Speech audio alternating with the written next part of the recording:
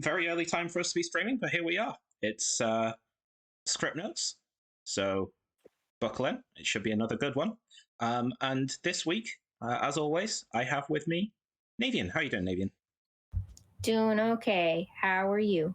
Yeah, not too bad. Very excited about this week's script notes. Have you been in the last couple of weeks since our last episode, which was with Ekin, I think? I have been maintaining it about the same, which is to say, lots of pain, but what are you going to do? Fair enough. Well, hope you feel better soon. You've got some things coming up that might help, right? Fingers crossed. Yeah. Well, those of you who have been around for a while will know that on script notes we like to invite a guest on and break down a script that they've written, a custom script, or occasionally we talk about a bunch of scripts in quick succession once we've had a script competition. But we're doing something slightly different today. We are still talking. We've still got a guest on. We're still talking about a script that they've written, or in this case, 3 scripts that they've written. But they're not custom scripts because today we have the designer himself, the person whose name you see on all of the boxes and all the scripts. You're claiming my script, Stephen. It's Stephen Medway. How you doing? Hey, I'm doing great. I love how you introduced me as the name that you see wherever I go. I've literally had people come up to me and say, "Oh, you know Ben Burns." I'm like, "Yeah, I do know." And now Ben's going to be, people are going to be approaching Ben Burns and like, "Oh, like there's that other name somewhere buried in the credits. You know that guy, right?" Yeah, we've never actually had Ben on script notes before.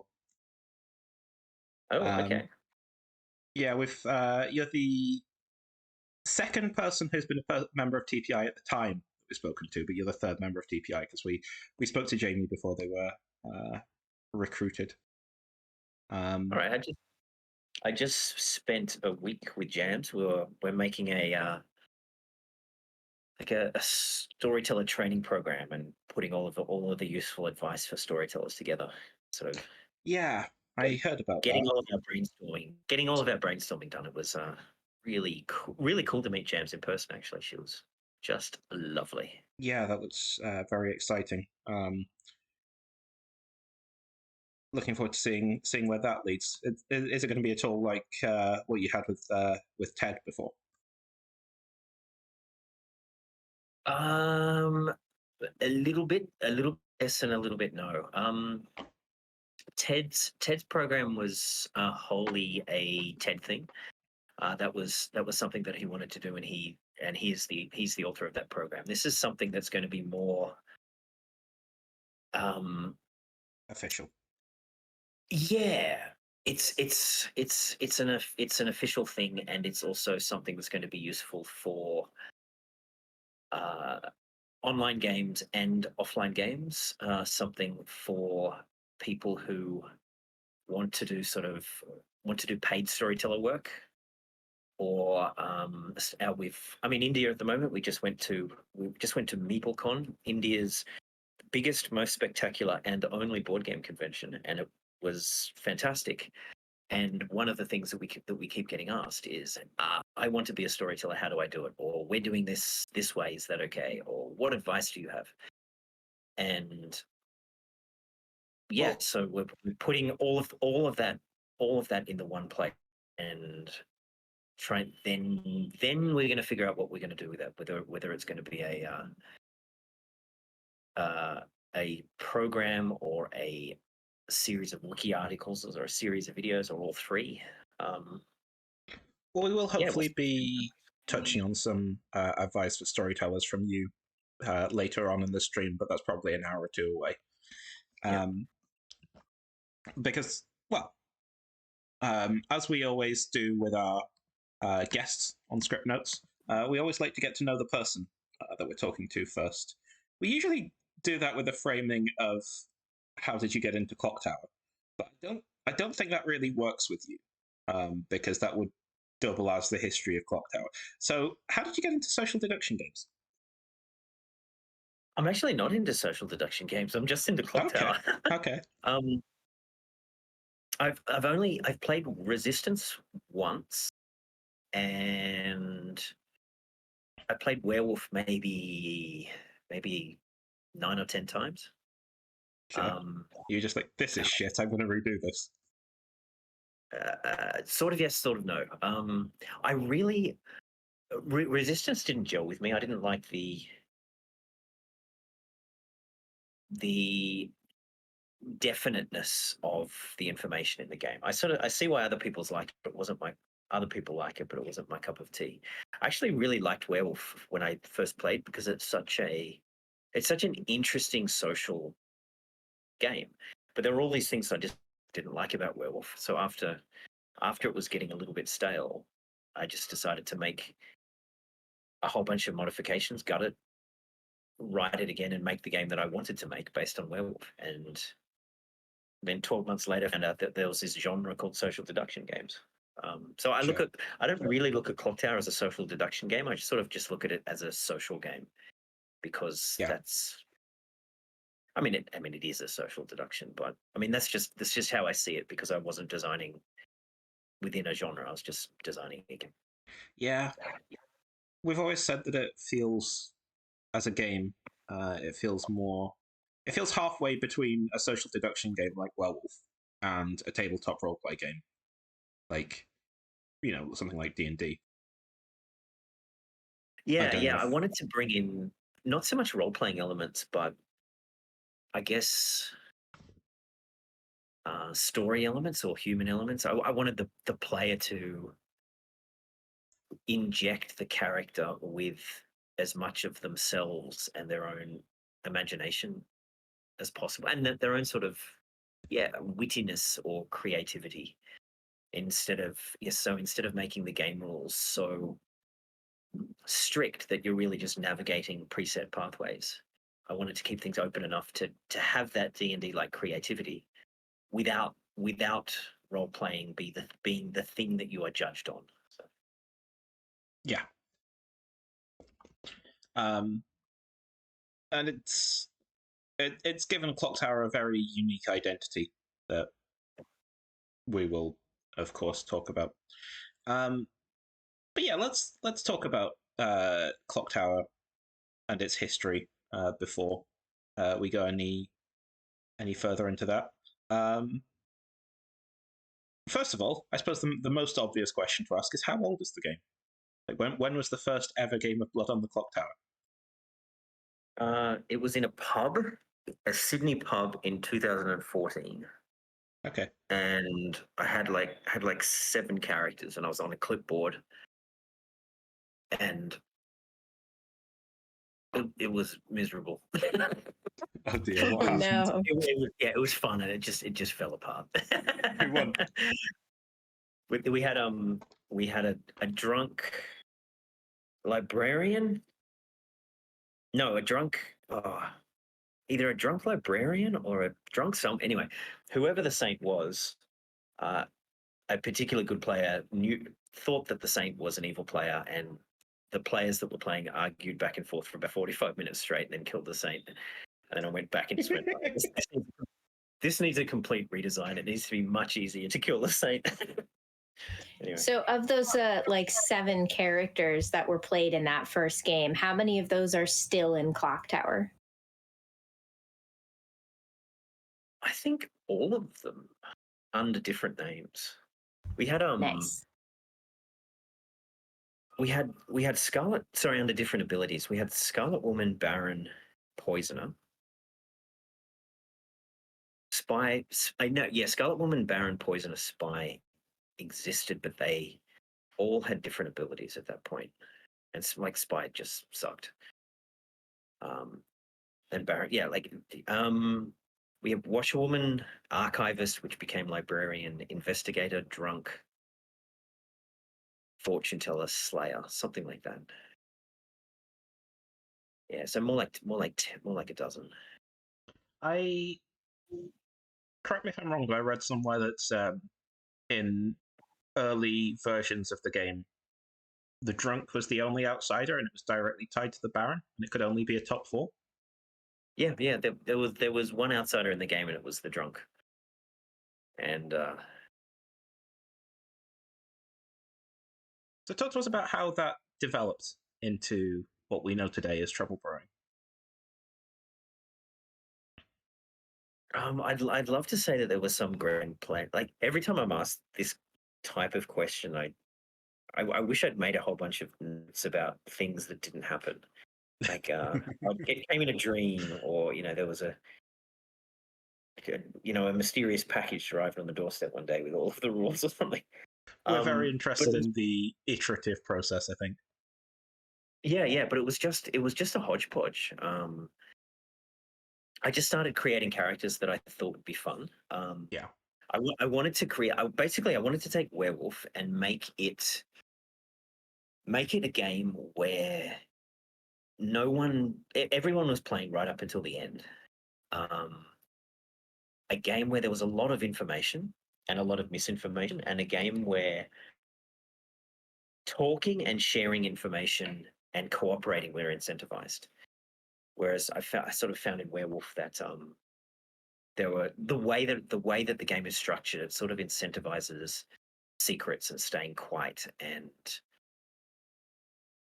not so much forming a team but forming a clique. Whereas I wanted to go in a different direction. So I just cobbled together whatever ideas that I could and put them up to the light of those principles. And if they passed the test, they made it into a game, and I'd just give it a test. And if they failed the test, then they just get put back on the brainstorming list and turn up a few years later. But it was there was an interesting moment. I was at a party about 5 or 6 games in, and the players were like, "Man, you've got too many characters. Like, no one can remember it. Like, you've got over 10 characters in this game." And no one's ever going to remember 10 characters. Like, you just need to stop there. You don't need to cull down, but you just need to stop. And I remember saying, "Oh, yeah, like 10, 12 tops. It'll be done. The game will be finished by the end of the weekend." And that was 2014. You can stop anytime you want, Steve. I believe in you. Yeah. That's how I feel. I can stop anytime I want, and then I stop. What do I do with my time? Okay, but what if we had an outsider that makes all the What if? townsfolk think that they're the demon? Just all of them. Say what? No, just your brain going through. Just what if we had this that does this? I can stop anytime I want, guys. Yeah. I don't have to keep designing characters. People would come up to me at parties and say, "Oh, character, for God's sake!" I've done nothing else. Clock Tower. You're I 2 years. I just want to chill out at a party. But at the same time, what's your character idea? And they tell me their idea. We spend the whole night talking about characters and trying to refine them and make them work. And yeah, a lot of fan ideas that were halfway there. Yeah. That were like, oh, someone will say, "What about this thing that isn't really a game design idea and more is just a joke?" And then it stopped becoming a joke and started becoming a reality. Like a lot of the Clock Tower characters literally just started as jokes. Yeah. I believe Savant was one of those, right? Yeah. So Savant, I can't remember the origin, but it was some ridiculous idea that I just put all the ridiculous ideas on my brainstorming list, and then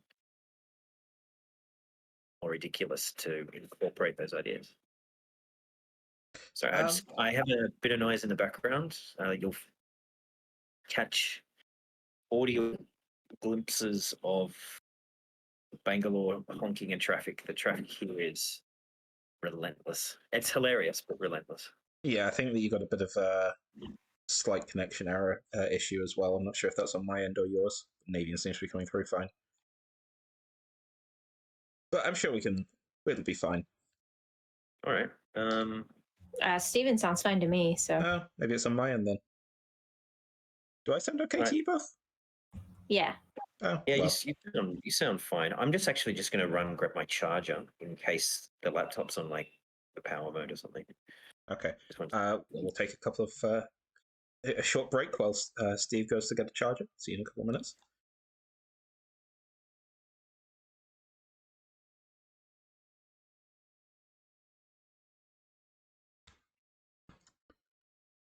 Um, no, everyone sounds fine according to chat. So I don't know. Maybe it's just my headphones playing it. It must be. Yeah. Oh no. Sam says that Steven's breaking up a bit. So, No, that's interesting. Not to me at all. Like, you both sound perfectly fine. that's probably on my end. But it's weird that I sound fine to you, and you sound fine to me. I don't know. Doesn't matter. It'll be fine. We can understand what he's saying. All right, I am back, hopefully with a better connection, but probably not. So we'll see. You sound okay at the moment. We'll see if it stays that way. Yeah. So we're in the development of Trouble Brewing. How much of that would you say was you, and how much was the people around you, people like Evan and Lachlan and although everybody else that you've had in Sydney helping you out and elsewhere, Melbourne? Trouble Brewing was almost entirely me. It was once there was quite a few people involved in the debugging stage. You know, like the rewording for logical consistency, clarity, that type of stuff. But Trouble Brewing was pretty much me. And once Trouble Brewing became popular, that's when more and more people would go, "Oh, I've got a variation on this Trouble Brewing idea." Or now that I've got a sense of what works and what doesn't, I've got this other idea which ended up making it into Batman Rising or Sex and Violets, or what's even more common is just the expansions, the unreleased expansions.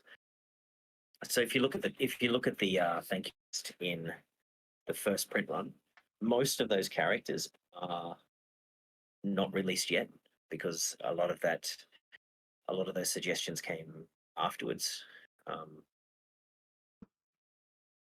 So yeah, I'm pretty proud of Trouble Brewing. It's I think it's exactly what it needs to be. It's complicated. It's complicated and interesting enough for it to never get old. Like I've I still see things. I still see things in Trouble Brewing that after nearly 10 years, Yeah. are still surprising or still fun. But it's simple enough and it's balanced really well, and it's simple enough to be just a script for new players without it being like baby's first clock tower. Something that's dumbed down. I think it's the full experience without being so complicated it's inaccessible, and so simple that it's just a practice game. Yeah, it's. I suppose we can ask you this question. No, we'll ask you later. Yeah, Trouble Brewing is a really great script. It's exactly what it needs to be. It's a step up from other social deduction games without being poppy grower damsel very silly. Without being so overwhelming that people Yeah. can't grasp the concepts. Yeah. Yeah. I do want to read a comment from Fraser in chat here. I've tried coming up with characters myself, and I usually just recreate an already existing character, just slightly worse. And I have to say, I think that experience is very common. And I see that a lot where people will come up with character ideas, and then it's just like, you sit and think, like, it sounds different and it sounds cool. And then you think about it for a minute and you're like, wait, this character already exists, but better. Yeah. Yeah. Go ahead. The thing that when I've had to say no to so many character ideas over the years, and my own as well. Like probably one in three of my own ideas actually have made it in. 1 in 5 maybe. The thing that I usually try to get to when someone has a character idea is to differentiate the expression of that idea to the core idea that they're trying to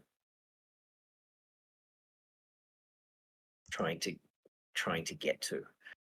So, for example, the poisoner, the core idea of the poisoner is an evil character that causes misinformation. An evil character that causes misinformation. That's the core idea of the poisoner. The core idea of something that does something similar, let's say the Nodashi. The core idea of the Nodashi isn't an evil character that causes misinformation. The core idea of the Nodashi is a demon that signals its location via misinformation of players that are close to it. And they're slightly different core ideas that have enormous impacts on gameplay. But the actual words that express those ideas look very similar on the surface. So you can have, for example, 5 or 6 or 7 different ways to express the same core idea, and they'll all actually feel the same when it comes to play, when it comes to actually having them in the game. Another example will be, let's just off the top of my head, let's make a character that says. Oh, live character creation with Steve. Let's go. Like, this is not going to be a good character, but is this the one that's getting released next month? If you die during the day, if you die during the day, 3 other players die as well. Sure. Like, it's not the best character in the world, but it is a character, and that there's nothing quite like that. I don't think there's any character like, it's sort of Moonchild, but not really. Sort of Moonchild, sort of Boom Dandy. Sort of Boom Dandy, but it's actually just the Saint. It sounds like the Moonchild or the Boom Dandy. But what the core idea of this character is, you are a character that, assuming this is good, you are a character that you don't want to execute. Because the penalty, it's a character that you don't want to execute because there is a very high penalty for not trusting this character, and that is the core idea of the Saint. And the Saint is just game over. This character is actually just a weaker version of the Saint. Well, let's make it 5, just to really rub it in. Yeah. If you die during the day, 5 other characters die as well. You would never voluntarily do this unless you're in like a 15-player game and you're just like. Let's speed up. But on the surface, it looks so completely different than the Saint. But the way that would actually play in game, you'll run it once or twice and then think, I'd just rather put a Saint in. Yeah, you need a very specific other characters to make that work. Perhaps a gunslinger, perhaps a golem. Yeah, like you could make other characters specifically to interact with this new character that we've just made today. It'll probably be on the wiki before midnight. What are we calling it? Yeah, but making secondary characters just to make the first character work. This character's name is the Saint, but worse. But also, the storyteller could kill the demon with it. Okay. Yeah, yeah. And that's coming. That's being released on the TPI channel in 3 weeks. Thank you for the sneak preview, Steve. Not a problem. I've had like say, hey, I think I've got this acrobat idea, and then it sort of made its way onto the wiki and on the script tool, and went, no, really wasn't finished. It was just an idea. But I think the thing that a lot of people do is when it comes to character design, they kind of do it backwards. The way that is the difficult way, but actually it feels like the easy way, and that is to take characters that already exist and to sort of mix and match ideas and mechanics. in the hope of coming up with something new.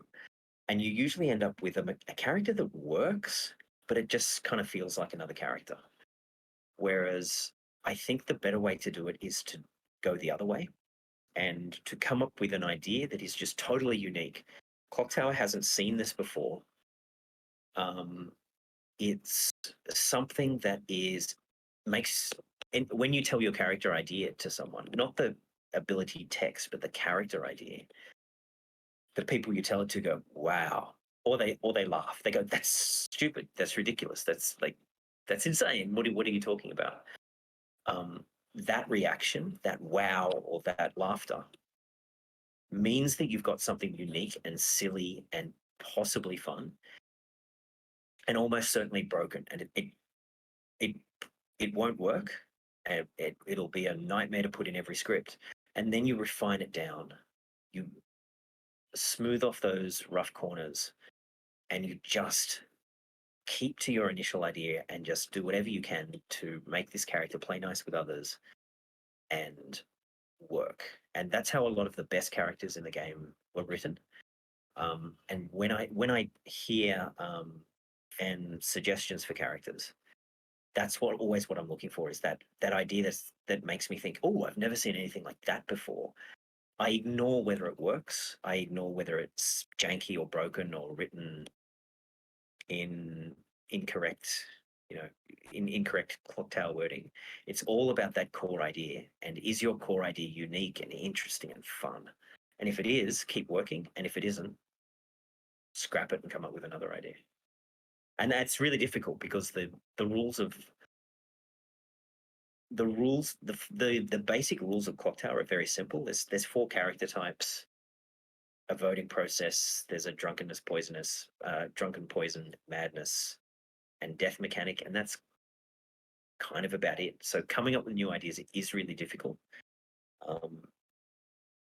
And there were a number of times over the design period, but like 2 years in, I said, I'm out of ideas. I've got nothing.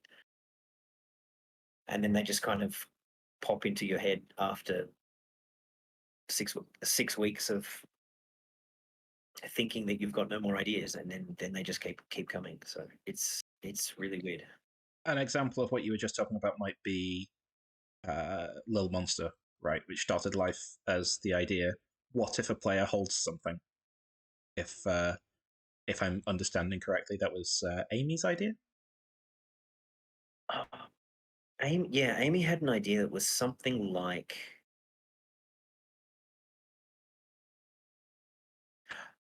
I actually think in this instance, Amy had an idea for the original Pixie, and it was something like, what if there was some way to force 2 good players to claim the same character? Okay. Something like that. And I said, that's a really good idea. How do we make that happen? Because you don't want to force players to say stuff that they don't want. So let's just take that idea, and that's a really interesting idea that can be put in a whole bunch of different scripts, and give it a fun theme, and let's just back and forth until we get it right. With Little Monster, I think, I can't remember the original idea, but it was maybe an image. We were just mucking around, and I made an image, and Amy said, "Oh, that's the one. We're gonna make this character." And I can't remember the original idea. And then with the token, the holding the token came in later on. I may be completely wrong. If Amy might be listening to this and has steam coming out of her ears, and she's like, "No, that's completely wrong." Amy, if you remember the history of Little Monster, do get in touch if you're watching. Probably not. Okay, let's just go back to Trouble Brewing briefly. Got a little bit sidetracked there, but there's a lot of interesting things that came up in there that I would very much like to come to, and I am taking notes. But at what point did Blood on the Clock Tower and Trouble Brewing no longer mean the same thing. When did the name Blood on the Clock Tower come around? When did the name Trouble Brewing come around? Oh man, Blood on the Clock Tower was probably about 18 months in, and Badman Rising and Sex and Violets were probably about 12 months in. So we had Badman Rising and Sex and Violets before Blood on the Clock Tower, or at least Sure. we had Badman Rising. We had Trouble Brewing, Badman Rising, and the rest of the garbage. Like just put everything else in this other script. And then Clock Tower got named and formed, and all of the stuff that wasn't after that, all of the stuff that wasn't working got put out into. It was either not working or just way too ridiculous to include in a production version, and it eventually just made its way into Greatest Show on Earth. So it was actually the first 3 editions before Clock Tower. People are in chat are currently enjoying the fact that you've equated Sex and Violets with the rest of the garbage. Yeah. Like, like it was just full of garbage. And some of that garbage got polished to something lovely, and some of it, like in previous interviews, I've brought up the Rogue before, and there's probably a dozen characters like the Rogue that were just they're fun to play with, but can just never make it to a production version because it's only fun with your friends. So yeah, how old would you say is the oldest character that hasn't been released yet, but that you intend to release? 2014 Stable Boy. Okay. First character ever created was Stable Boy and Judge. The Judge was a townsfolk. It's all right. I've got our Indian head of operations, Briz, in the background.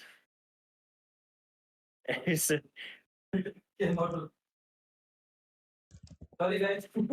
Say hello, Briz. You have an audio. Hi. Hello. This is Alejo and Navian. Hi, Alejo. Hi. Sorry, what's your name? My name is Briz.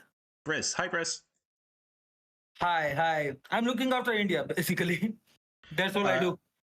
Yeah, we're live on Twitch. Say hi to Twitch chat. You're live on Twitch, Briz. At the moment? Yeah, right now. I am live on Twitch. You are live on Twitch. Say the most entertaining thing you can think of. Way to put me on the spot. Way to put him on the spot. Well, chat says hi. All I can say is I'm a bit of drunk now. That's all I can say. There's an entire state in India where you're not allowed to drink. Oh, I can talk about we are not in that state. Yeah. Basically, where I'm from, the whole state of India, it's a pretty weird thing. If you are a citizen of that state, you can't drink in that state. Okay? So I am out of that state, so I am doing it. That's all I can say. Well, glad to have you join us for a moment, Briz. Thank you, Briz. Yeah. And I've completely forgotten the question. Oh, I'm so sorry. We were talking about old characters that you've not released yet. Yeah, first ever character was the Stable Boy. It went into Trouble Brewing, and it was a little too. It just didn't fit. I can't remember why, and I ended up putting it in. Oh no, I remember why. Yeah, I put it in Sex and Violets because it fit really well in Sex and Violets, and it just wasn't working in Trouble Brewing because it was sort of too similar to pretty much Washerwoman Undertaker. And I put it in Sex and Violets, and it just kept ruining Vortox games. Like Sex and Violets was fun and it was crazy, and the Staple Boy just kept ruining games. So it's a great character. It's a simple character. It just does not merge well with the Vortox. So the Stable Boy is probably in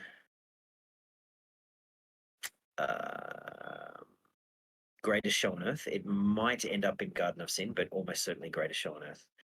Greatest Show on Earth has all of the wacky stuff the stuff that's just too wacky to have in every game. But just also a ton of characters that are nice and help you build scripts. Like they're not the most amazing character; they're just characters that make script building easier. So I'm really looking forward to Greatest Show on Earth coming. Sure. Greatest Show on Earth kind of makes me think of how, like, you're like, yeah, we had TB and we had BMR, and then we had all the rest. Well, that got polished down into a solid script, and now we've got Greatest Show on Earth, where all the rest went off to after S&V got made. Yep, that's the other exactly three. correct. that's completely correct, Navian. It's all of the rest. Some of it's trash. Some of it's amazing. I don't really know what yet. So it's to be honest though, it's really hard to judge because when I was halfway through Sex and Violets, I had enough characters for about 4 or 5 editions, and I just wanted to best in Sex and Violets. And at the time, Amy and myself we had a lot of back and forth with just feedback on what worked. I just very much value Amy's opinion and asked her for a lot of stuff. And we got all of the character tokens that existed. It was probably about 200 at the time, 180, and put them out on a table and put them into A tier, B tier, and C tier. A tier was 100% it's included. B tier was let's include these characters if possible. And C tier was let's just give it a playtest and probably get rid of it. The original Clock Tower tier characters. Yes, the original C tier, and there were only 2 minions in C tier, and that was the Fearmonger and the Boom Dandy. And we ran them. Yeah, we ran each of them once, and they became just a player favorite, and ended up making it into the Kickstarter. So you can just never tell what's gonna work and what isn't. Amazing. I think a lot of people are going to be surprised to learn that those 2 were in the C tier. Yeah, Boom Dandy in particular. Yeah. They're just so fun. Yeah, Tinker is in A tier, just so you know. Oh my god. Well, the funniest character text in all of Clock Tower. It's where it belongs. Yep. We have a ranking from Fraser in chat, which is Lil Monster, Bounty Hunter, and Amnesiac C tier, Politician B tier, and every other release character A tier. How do you feel about that one? It's completely wrong. Politician I definitely put in B tier. Little Monster is in A tier, and everyone knows it. One day Lil Monster will be finished. One day. Oh yeah, you just have to ignore the fact that it doesn't. Ignore the fact that it's got some real weird stuff going on, and then it's A tier. Yeah, it's it's due for a text update. Ed and I have talked, and I think we've solved about half the problems, 40% of the problems with Little Monster, and it is on Steve's to-do list. It is on Ed's to-do list. Yeah. Spider-Man pointing me. Yeah, it's one of those characters that is. It's there because it's fun, not because it works. Recluse is there because it makes the game better. It's not wonderfully fun for the Recluse, but the game is better for having a recluse in the game. Navian, do you have anything to say to that? Oh, I love the recluse. I want the recluse Really? on every script. Can confirm. great. When we're talking about custom scripts, Navian's conclusion is always, "This is a good script. Have you considered putting a recluse?" Yeah. Recluse is great from a storyteller perspective. Recluse is amazing. Recluses are poison or magnets, and I will put a recluse in specifically with the plan of doing a thing with the recluse, and the poison will hit them every time. Every single time. Yep. I bet you've even had multiple games where you've set up a game with the poisoner where every single townsfolk acts on the first night and And they still hit the recluse. they still hit the recluse. Yep. Ah, dear. That's just how it is sometimes. Yep. Yeah. And if the poisoner doesn't, then the leech does, right? Nah, they're too busy hosting poppy growers. That's true. Leech does love to host the poppy grower. Yeah. Okay, so that is, in brief, the history of Trouble Brewing. Let's move on to the second script, which was Badman Rising. Talk to us about Just Badman before we Rising. go- If just before we go on, like Oh, yeah, absolutely. the thing that I always like to mention about the history of Trouble Brewing is that it wasn't designed for gamers. Most of the design for Trouble Brewing happened at, I suppose you could call it like Australian Burning Man. Oh no. Which, has a lot of, it's very hot and there's a lot of people sitting around drinking tea in tents with not a lot to do and kind of having a good time doing that. And most of Clock Tower design happened in that environment where the players were not, they just weren't gamers. They're not familiar with all of the tropes and the mechanics of gaming, and Trouble Brewing was just a massive hit. I was running it like 10, 12, sometimes 14 hours a day, and just refining it live, and then taking it from there back to Sydney, which was a very much gamer crowd, and then going back to the I call it hippie camping festival. And so when people say that Clock Tower is too complicated for non-gamers, I think they're right when it comes to Badman Rising and Sects and Violets, but it always sort of gets my hackles up because it was actually designed for everyone, and it becomes complicated when you mix gamers and non-gamers, or veterans and beginners. That's where the difficulty comes in, more than the actual game being difficult itself. Yeah, that's what I was going to say to that. I think there's a big problem that you have a player who's new to the game and a few players who have played it a whole bunch, and then the experienced players will insist on explaining every single thing that can happen. Like, oh, you're the Slayer, you should try shooting the person who's claimed to be the Recluse, and see if the storyteller kills them, because they can. Or the Spy. Spy can nominate the Virgin and survive. And people feel the need to explain every single possible thing, and at that point, it makes sense that somebody can be overwhelming. Yeah. I will say, my own personal history with Clock Tower and gaming is that, like, I've always been a big fan of games, but I've actually never had a lot of access because I have always been a very poor person, and gaming is a very expensive hobby. So, I'm mostly stuck with games that didn't cost very much, so that included a lot of card games, but not a whole lot of board games. And on top of that, I was never really into social deduction games that much, like I was familiar with what Werewolf was. I've seen some games of it, but was never really drawn to it. Like the way that I was drawn to Clock Tower, because Clock Tower fixes, as we were talking about earlier, some of those things that for me were problems with Werewolf, like not being able to play once you're dead.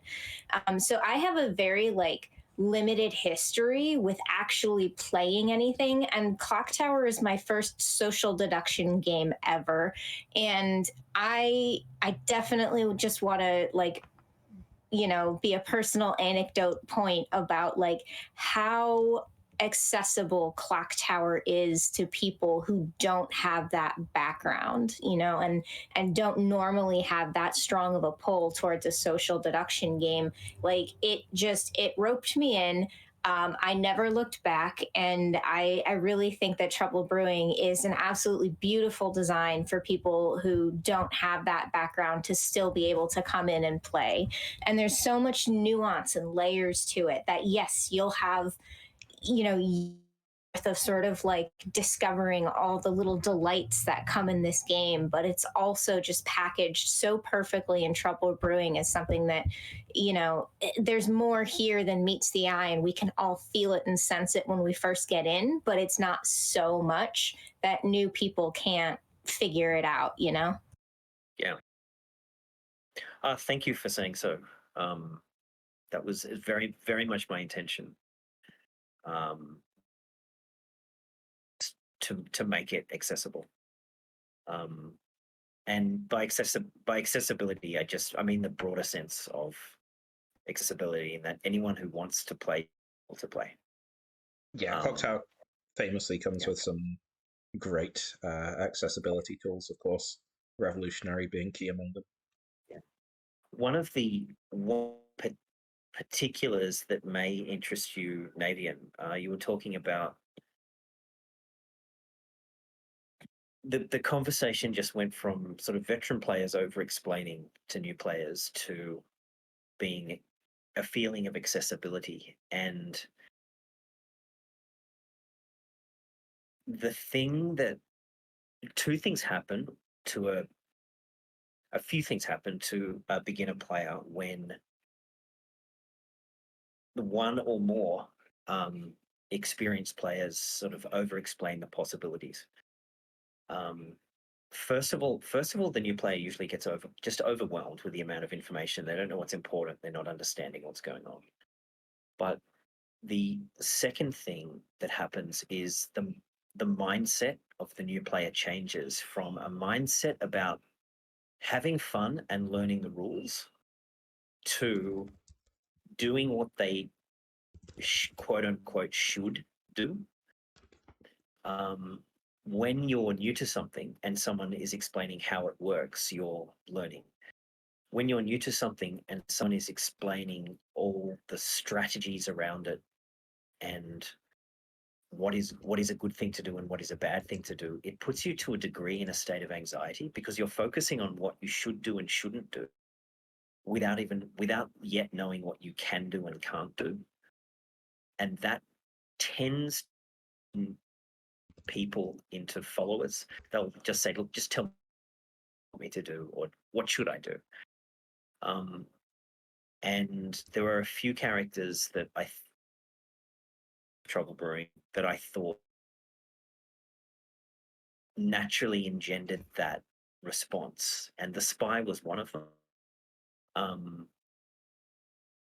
The original spy was something like each night you learn an in-play character. It was a week.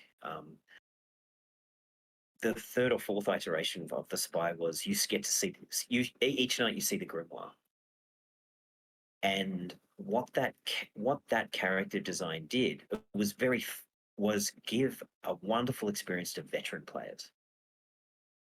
But the beginners, they're looking at the grimoire. They know their ability is just looking at the grimoire, and they don't know what to do, and they don't know what they should do, but they know they should do something. So that's the spy's secondary ability. Was actually written specifically for the I suppose you could call it a feeling of accessibility for new players. Registering as good gave the new spy player, something to do, something to hang on to, and kind of an excuse to just ignore the grimoire, to ignore that half of their ability, and just sort of have that game coasting on the second half of their ability. Oh, I register as good. All right, how can I make the most of that? Or it gives the new player confidence. So as the spy becoming a counterpart to the recluse was specifically designed for that accessibility for that new player experience. That's really cool. If a storyteller is running a game for a group of new players for the first time, would you recommend that they use a convention-like setup, or do you think that anything that works for TB in that situation? A convention-like setup, including typically a Scarlet Woman, probably not a Saint, probably not a Spy, that sort of thing. It depends what you're trying to do. If you have a bunch of new players that they're going to love Clock Tower, and you're going to be playing 5 games this evening, and they're all veteran social deduction players, just put in whatever you want.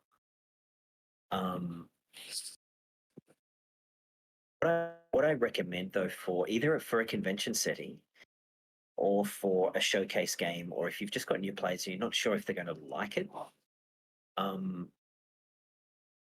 don't focus on balance. Like, it's just don't worry about balance. It's not an issue. Focus on drama, and the way that what is dramatic is fun, or almost by definition. And what the ideal new player game is a high drama game where everyone's talking, everyone's engaged, there's confliction.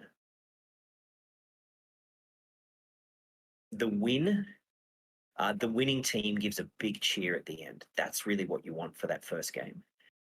And the way to go about that is to put in characters that encourage conversation and encourage conflict and conflict resolution. So for a first game, I'd never put in the monk or the soldier, because the soldier's actually a very advanced character to play. A new player just won't get it. A veteran player who gets the soldier is going to come up with all sorts of crazy bluffs to get the demon, to get the demon's attention. So what I recommend for new players is put in a drunk, because the drunk is fun. It's fun to find out that you were the drunk. It's fun to find out that player you trusted was the drunk. It's fun for the evil players to know that there's a drunk, when the good players don't. And it adds an extra townsfolk, which is an extra piece of information, which makes the game more fun for new players. So for new players, I always put in a drunk, and a lot of information characters that you can guarantee will have clashing information. So I'm less inclined to put in a drunk Undertaker, because in new play games, Undertakers die on night 2 every time. Or like a drunk Ravenkeeper, it just won't trigger.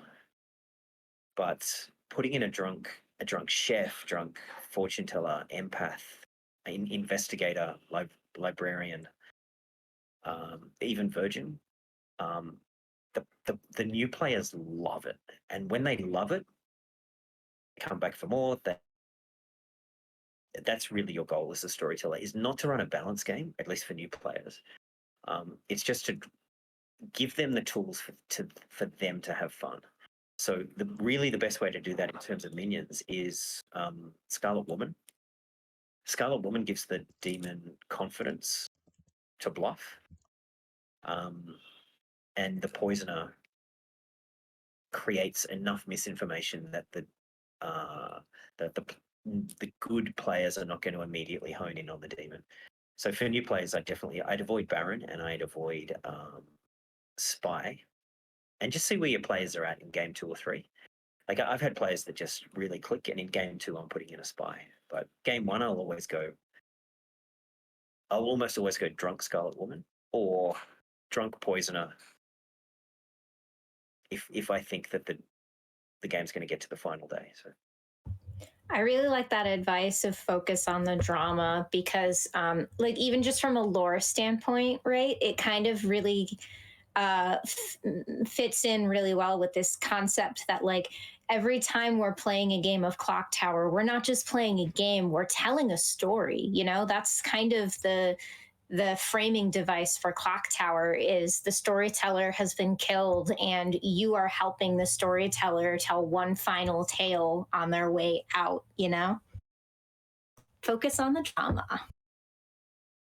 Yeah, I think that that story is never told explicitly. And I think players that try to tell that story without playing the game tend to end up in a dead end, but it sets a sort of, I mean, pretty much what you said, it sets a framework and a tone for what kind of game is happening, and it gives meaning to what happens after.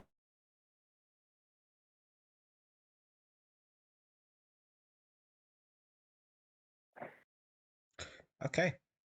I'm sure we'll have more to say on Trouble Brewing later, but we'll take a moment to move on to our second script, Bad Moon Rising. How old is Bad Moon Rising? If Trouble Brewing's 9 years, Bad Moon Rising is 8.5. Sure. What were your plans for BMR going into building it? Did you have like was it a case of I've got some more characters, they don't fit into Trouble Brewing, so I'm going to make another script, or did you go the other way and be like, okay, I want a script where we introduce a new thing where people can survive and we look at who dies and who doesn't die, rather than necessarily the information side of it. Which way round did BMR come? Bit of both. Yeah, I really wanted to make a game that wasn't based on passively receiving information.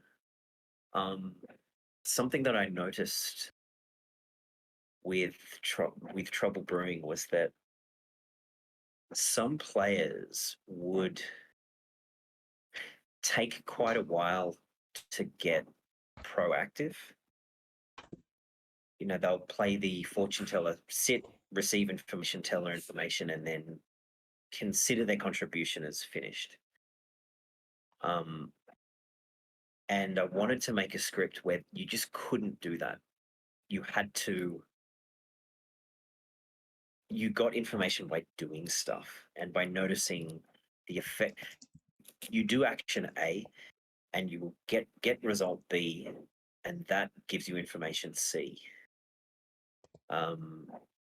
But in terms of characters, I was kind of just out of ideas at the time. So a lot of the BMR characters, I don't know if anyone's ever noticed this, but they're kind of copies of Trouble Brewing. They're like a copy with a twist. I just didn't have a ton of ideas. I'm like, you just copy what worked. So the empath became the tea lady.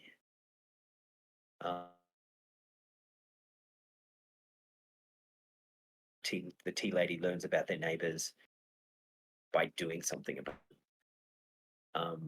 it. The Slayer became the assassin. It's like the Slayer gets one shot. The Slayer is a good character that gets one shot, and the assassin is an evil character that gets one shot. I think that the soldier became the sailor. Like, I basically wanted a character that was similar to the soldier, so the sailor got created. I mean, everyone confuses those two all the time anyway. It's true. The amount of, somebody says soldier when they mean sailor and they say sailor when they mean soldier is just astronomical. Yeah. Fortune teller became exorcist. So a character that was hunting the demon and getting information became a character that is hunting the demon and gets a result, gets an actual result that they have to interpret. They have to do something with it. Yeah, there's a whole bunch. Like 75% of the Bad Moon Rising characters are just copies from Trouble Brewing with a twist. Yeah,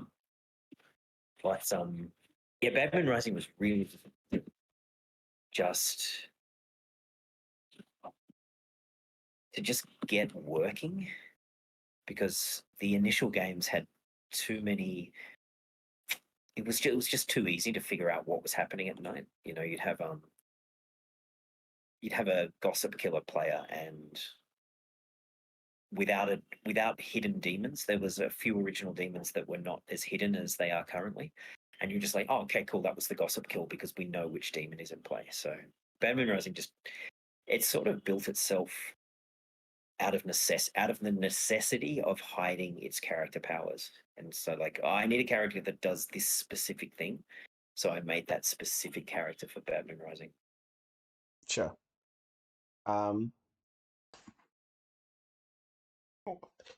There are floating around some very old versions of BMR with very different character abilities. Do you want to talk about some of them? No. That's fine. Do you want to talk about old versions of the Sailor? Do you want to talk about old versions of the Goon? Oh, absolutely. No, it's, no, I don't mind talking about old versions of characters. That was just a joke. To be honest, it's just a little embarrassing because, like, for that first year or two, doing, I was like, oh, I just had an idea and put it in, and then, oh, that didn't work. But the script survives as a testament to to rushed game design.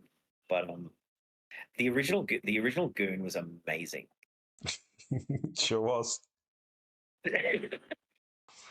None of this limited to only one character per night. Or even night. Limited to night. Yeah. But it had some weird interaction with the mastermind, whereas like if the mastermind nominated you, it counted as affecting you, and therefore you were immune to the mastermind ability, and it was just really, really fun in private games, but too confusing for production. Yeah. We have a question from chat from Benny Pins. Did it feel scary at all to introduce demons that kill more than once at night? And do you think that ever felt unbalanced? No, it's fine. My formula, it didn't really feel scary because the game always comes down to a final day where the good team has the opportunity to win. And as long as any character that was created had that in mind, this is a character that gets the game, that allows the game to get to the final day where the good team will win or lose based on their own decision. What specifically the final day is the storyteller's judgment, but my formula for demons was a demon kills 1.5 players per night. And that can be interpreted in two ways. Either the demon kills 1 player per night, and the demon has some other cool ability. So the imp kills 1 player per night and has this extra self-kill ability. The Pooka kills 1 player per night usually and has this poisoning ability. The Vortox kills 1 player per night and has this information reversal ability. And that usually equates to about killing 1.5 players per night. Or the demon kills 2 players per night or more, or the demon kills 2 players per night and has a downside. So there are a few demons that kill 2 players, like the Shabaloth kills 2 players per night, but resurrects. And usually that resurrection is not helpful. So that's the downside for the Shabaloth. The Al-Hadikia and the Queen of Lies were characters that were based on you kill 2 players per night on average, but with the Al-Hadikia example, the players get to choose, so that's the downside. So with the Poe, even though that 3 kill seems really tough, it keeps to the 1.5 players dying per night rule, because the way to do it regularly is 0 players one night, 3 players the next night, 0 players one night, 3 players the next. It's probably a little bit more powerful than that 1.5 rule would indicate, but there's a courtier on the script, so so logic goes out the window when you're talking about demon power and there's a courtier on the script. How different does it feel to build a script with multiple demons on it compared to Trouble Brewing? Did you ever consider putting in giving the imp some friends, or was it a revolutionary change to put 4 on BMR? No, I always wanted to keep Trouble Brewing just the one, because the original imp just didn't even have that secondary ability. It was just each night choose a player, they die. So I gave the imp that second ability just so it would keep up with the rest of the other demons that were being created. In Trouble Brewing, the new players have enough to think about. They're basically trying to figure out who's lying and who's telling the truth. They don't need to try to deduce which demon is in play. I think that's too much of an ask. Whereas in Sects and Violence, for example, figuring out who's lying and who's telling the truth isn't enough. You need to figure out who's lying and who's telling the truth. For what reason are they lying, if they are lying? Even if they're telling the truth, are they wrong and why? And what enemy are we facing? And how do we win? In Badman Rising, the sort of question is, how do we win? So Sure. multiple demons was always what I wanted to do. And it's just new characters are fun, and demons are probably one of the most fun. And I just found it to be a really cool puzzle to figure out which demon was in play. Like, if you'll notice, like Badman Rising has what is it? Invisible minions, somewhat visible demons, meaning that the minions are hidden. The demons reveal who they are, which demon is in play as the game goes on. Sects and Violence is the other way around. You have invisible demons, and the minions reveal who they are as the game goes on. The original Badman Rising had a demon that killed 0 times per night, 0 players per night, then half a player per night, then 1, then 2. And the zero players per night demon was just way too powerful. So I ended up with Zombul, which is half, Pucker, which was 1, Shabaloth 2, and just this blank spot. So I just went, all right. Poe is 3. Yeah. I can't go to 4. That will infuriate the mathematicians in the audience. I don't know. I think you can make it work. That's a doubling scale, right? Half to 1 to 2 to 4. That works. That works. Yeah, that's fine. And if it doesn't work, we'll do like a Fibonacci sequence and Add a 5th demon. If you don't figure out who they are on day 1, they just kill 15 players and win. Need to make sure they can pick themselves last. Yeah. How about that for character concept? Everybody starts knowing who you are. Each night, not the first night, kill everyone.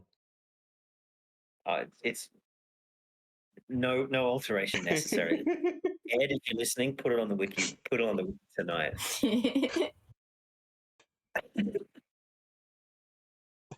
No, all players start knowing that you're one of 2 players, so it's a 50-50. It's a coin toss. You'd be surprised. There's something like that coming. Oh dear. Yeah. All players know that you are one of. All players know that you are one of 2 players. Yeah, that's definite. That's Okay. definitely already. That's been made, tested. It's fun and it's coming. Okay. You don't kill 15 players though. But back to your question, though, original Sailor was fantastic. It was such a good character, but you couldn't bluff as it. You could not bluff as the sailor, so I just had to change it. Broke my heart to change it, but I had to. Yeah, we have something from chat actually on the sailor, original sailor. Just for people who haven't been keeping up with the old Clock Tower characters that are now sadly defunct. Correct me if I'm getting the wording on this wrong, but it was each night choose whether you or another player is drunk. You cannot die. You are a random player. You are, yeah. Yep. Yeah. So instead of choosing the player that potentially got drunk, you chose whether another player got drunk or whether you got drunk. Yeah. So on the sailor, let's talk a little bit about character intention and how you're intended to run the sailor. It's typically seen as good practice that the sailor should drunk townsfolk and drink itself if it picks anyone other than a townsfolk. Would you say that's fair? By should, do you mean what the player should do or what the storyteller? What the storyteller should do. So if the sailor picks a townsfolk, generally speaking, you want to drunk the townsfolk, but otherwise you want to drink the sailor. Yeah, I think that's a good rule, but you have to break that rule one time in 3 or 4. Yeah. Because if you never do anything other than that, the player will meta that, and that's not really fun. Well, I think this was actually discussed quite recently on the obviously greatly inferior podcast, Cult of the Clock Tower, where I think Ekin, who is in chat, suggested that should be something that players can meta about the storytellers. That is generally what will happen.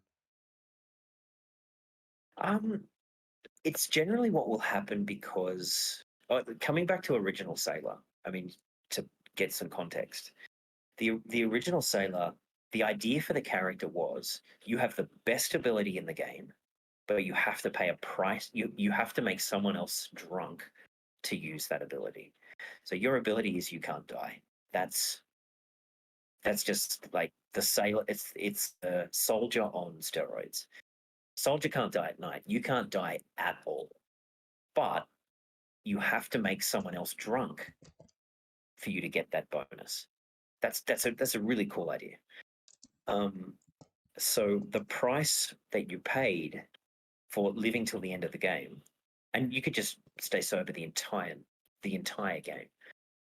The price that you pay for staying sober for the entire game and guaranteeing that you make it to the end of the game, which prevents 3 evil players in the final 3, which makes sure that you can nominate the demon no matter what happens.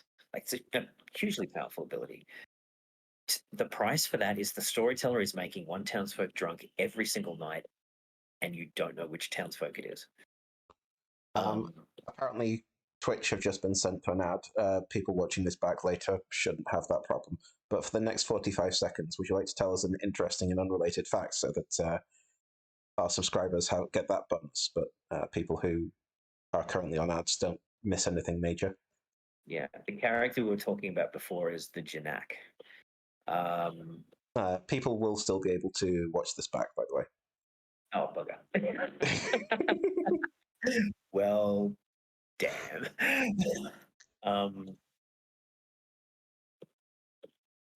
I have never.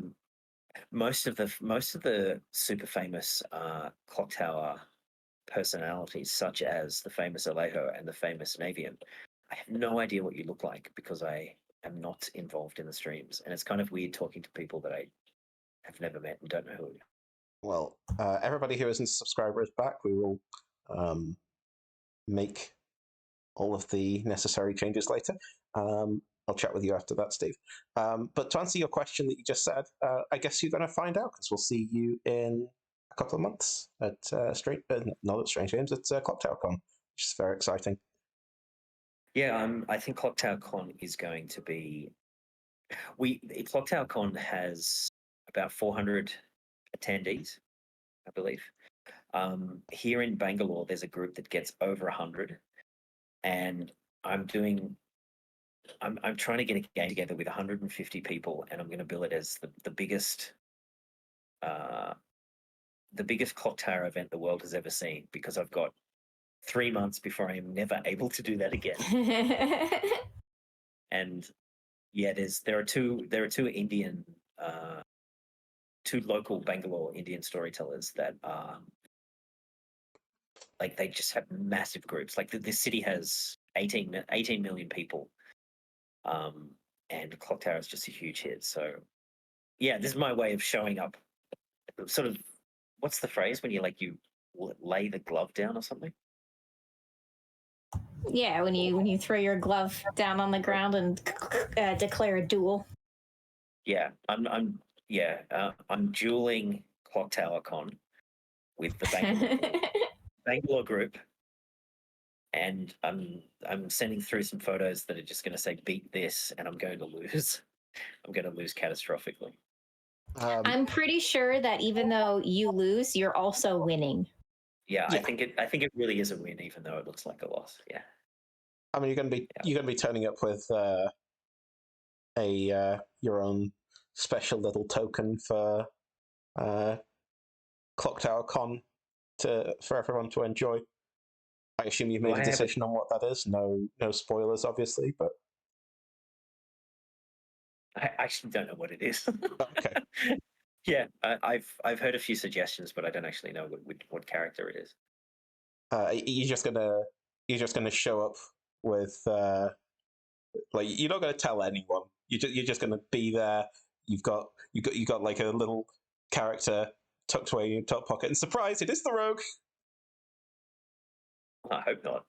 I would. I will be having words with Ed if it's the rogue. You never know. But yeah, let's go back to what we were talking about, which is the sailor. Sailor. Yeah, so the original sailor, the idea of the sailor was, I wanted the sailor to be thinking, I can get to the end of the game. I have this amazing ability. Is it worth the price that I have to pay, which is one townsfolk drunk? I don't think the demon is going to attack me tonight. I think I'm safe anyway, so I'll make myself drunk. And then the next night, I think the demon might attack me tonight, so I'll make another player drunk. So it's a way to bring in drunkenness that is player controlled, but not specific. So with the new sailor, I forgot what the question was, but the storyteller should be trying to mimic that original sailor. Let's put it that way. The storyteller should be using the sailor to give, or to mimic a poisoner is probably a better example. The storyteller should be using the sailor to mimic the poisoner, but be aware that the sailor knows who you're choosing. So mix it up every so often. Like, for example, if the sailor chooses a assassin that has used their ability, or that is on the first night of the game or second night of the game, and is unlikely to use their ability, I'd totally make that assassin drunk, because the sailor is likely to get themselves executed the following day. Say, hey, my ability worked, therefore the player that I have chosen is good, and that actually helps the evil team. So feel free to mix it up, but as a rule, do what you can to use the sailor to mimic the poisoner. So to Fraser, who was putting forward a proposal for how he would have written the sailor, which would be each night choosing a live player, not the same as last night. If good, they are drunk until dusk. If evil, you are drunk until dusk. You can't die. You would say that that's a bit too strong. That's say again. If good, you were drunk. If good, they are drunk until dusk. If evil, you are drunk until dusk. You can't die. If they are good, they are drunk until dusk. Yeah, if you pick a townsfolk or an outsider, then you drunk that player. If you pick a minion or a demon, you drank yourself. Obviously, alignment Well, you shenanigans. just get you would get yourself executed the following day to determine the alignment of the player that you chose. So yeah, and that's perfectly fine. Like from the sailor's point of view, that's perfectly fine. You can make the decision: do I want to kill myself? Do I want to get executed to gain information, or do I want to keep using my ability and gain survivability from it? From the point of view of the rest of the players, it is more beneficial to them, to the rest of the good players, if they execute you, because the whole team will get that information. And so a demon will have a very, very rough time bluffing as the sailor, because the whole town, like the demon will come out and say, I'm the sailor, and the rest of the good players will say, that's fantastic. Who did you pick? And let's kill you. Let's execute you. Because if you've chosen an evil player, you live. We learn an evil player. It's fantastic information for the whole team. If we don't execute you, we gain nothing as a team. So I hope that answers your question, Fraser. You know, we were but yes, I briefly- mean that was the exact problem with the original Sailor. Is that the demon just couldn't bluff Sailor. So it's a really cool idea for the Sailor, but it just made you could even bluff as Sailor as a minion, if you don't mind dying, but you just couldn't do it as a demon. It made it quite a bad bluff, and I didn't like giving players bad bluffs. I wanted all the bluffs should be good bluffs, except the golem. we were just talking about the demons a moment ago before we moved on to the sailor. So I think this is a good time to ask you a question that I got from Piranha before we started the stream, which is when you're building a base script rather than a custom script, so that's these three, but also the three that are coming, is there a particular place that you like to start? Do you like to start with like a particular focal character, or perhaps the demons, and get a nice combination of demons built? Or do you just go with whatever pops into your mind first? What's your process there? Do you mind if we actually just talk a little bit about custom scripts to put my answer to this question into perspective? Should we come back to that question then? Yeah, I can answer that. I can answer this question. It's just I just want to provide a bit of context on how to do a custom script and what you need to do differently, I guess, for a. Well, I think that a discussion about custom scripts will take a while and be a fairly significant diversion, and is also one of the things that I really want to talk to you about. So, Piranha, thank you for the question. We will come back to it. I've taken a note of it. No, that's fine. We can do we can do this now. It's just yeah, no, that's fine. Not a problem. Yeah, for a base script,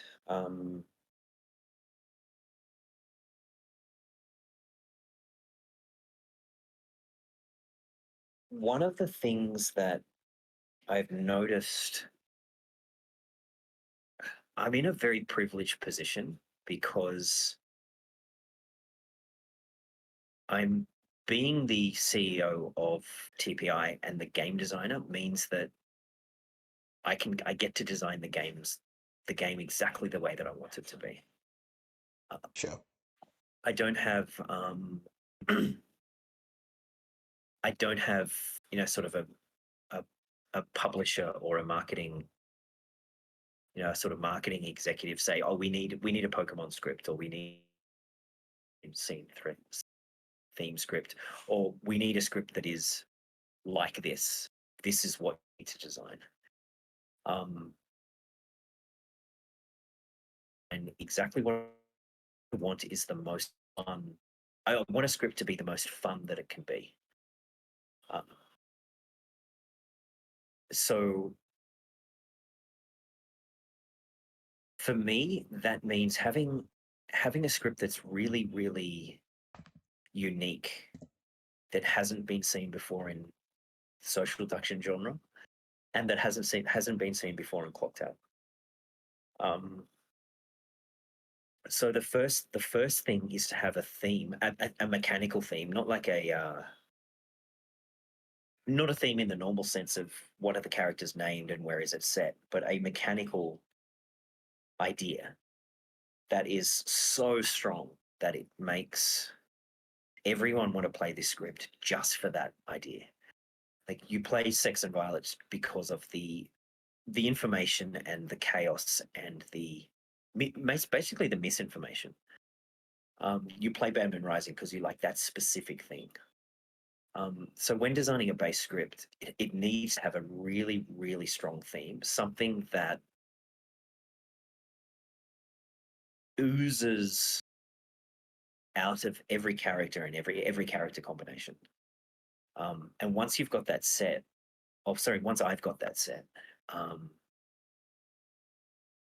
saying no to there's all of these characters that you want to include. There's a phrase in the theatre called strangle your darlings.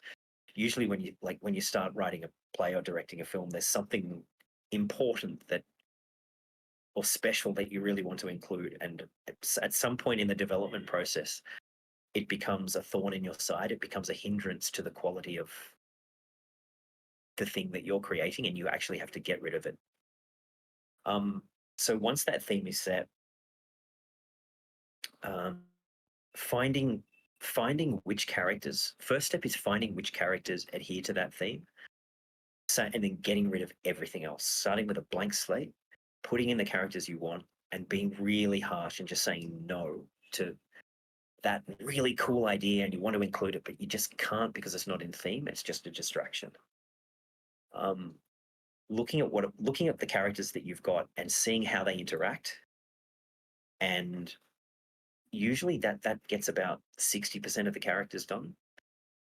You can have a few filler characters, but you should never have a game where it's all filler characters. Like in Batman Rising, for example, the chambermaid was originally off theme, but it works so well with the wake up mechanic, particularly with minions, the Puka and minions, some of which wake, some of which don't, exorcist characters, and then actually just rewrite all of the characters so that they fit the edition and the theme. So, for example, in Sex and Violence, the last character to get added to Trouble Brewing was the chef. The last character to get added to Sex and Violence was the Vigor Mortis.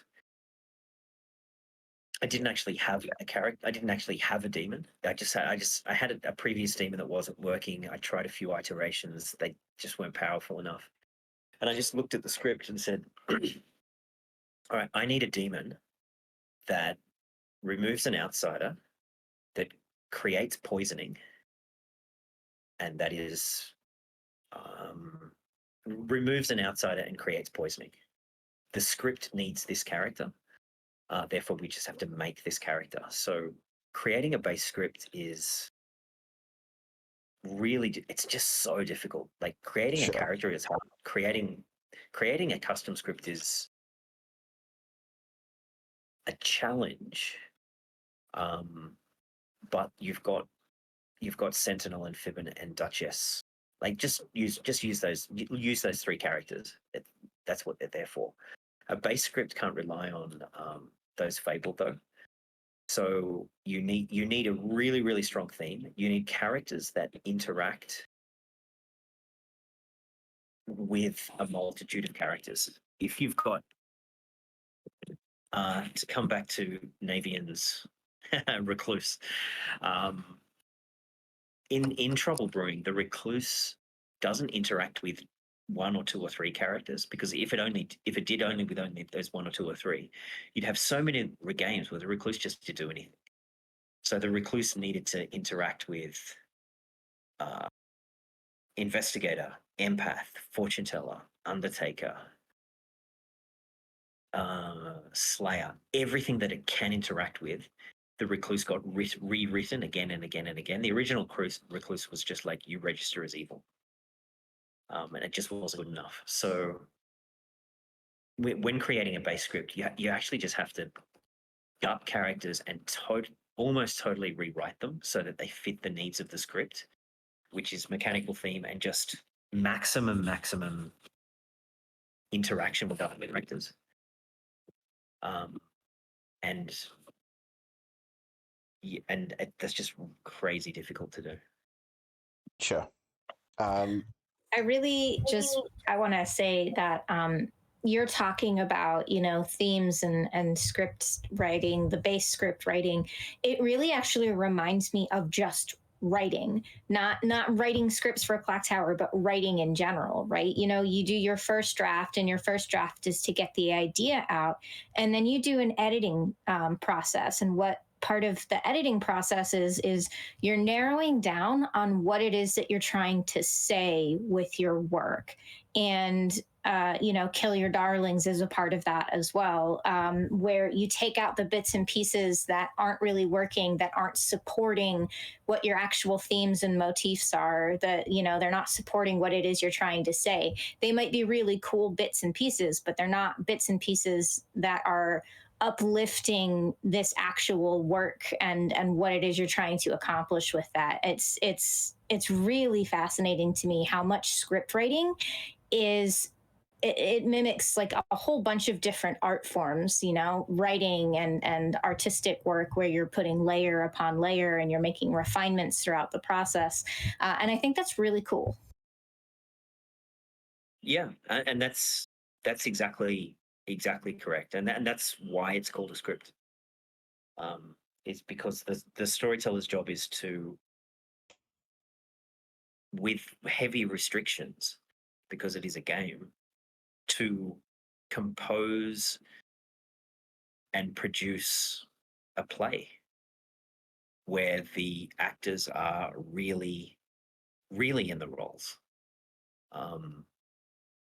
and you just need to continually chop out those things that aren't serving the bigger picture, even if it's, this is great for one player, or this is my favorite character, and it's instead of saying no and actually killing those characters, they just get put in the tomb or Greatest Show on Earth. So they're not dead; they're just in a sequel. Sure. All right, let's bring it back to BMR for a moment and talk about what we tend to talk about a little bit more, which is actual design of scripts rather than the process behind it necessarily, unless there's any other characters that we want to talk about in terms of the process. Minstrel is another character that's changed for the better for sure. Pucker, another one. Can't even remember what the originals were. Minstrel, I think, used to be when a minion is executed rather than dies by execution, which meant that you could just repeatedly execute a minion. Yeah, we killed Amy 4 days in a row. It's hilarious.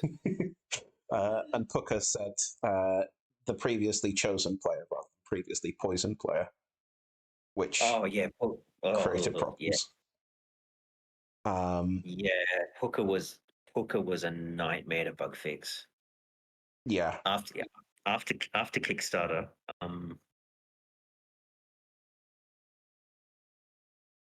there were a number of ways where Pucker just didn't work, and after the Kickstarter was delayed by about a month because of the Pucker. Yeah. It just, or maybe Can't 3 believe weeks. that. There was at one stage where Evan said, I'm almost at the point that the next Kickstarter update is just going to be the Slack channel for the Pucker and but that's our Kickstarter update. And here is our bug fixing chat of 60,000 words or something, as we just and that's one of the reasons why I'm so bad at the rules. It's because when I'm running the Pucker, I'm like, which of the 7 different versions that did we end up landing on? I hope I got it right. But yeah, original Pucker and original minstrel.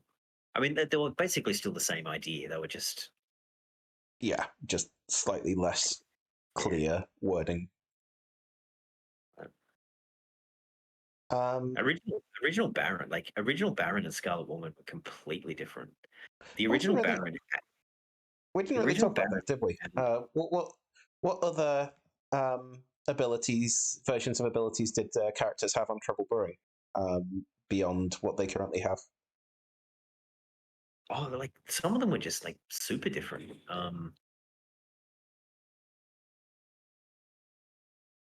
Fortune Teller never had a red herring; it was broken. Sure. Well, I know it wasn't broken; it was overpowered. It had the Recluse. Drunken Recluse, and Poisoner gave enough misinformation in small player games, but 15-player games, the chance of you getting the chance of that interaction happening was less and less. Original Baron was the game ends with when 3 players are alive instead of 2.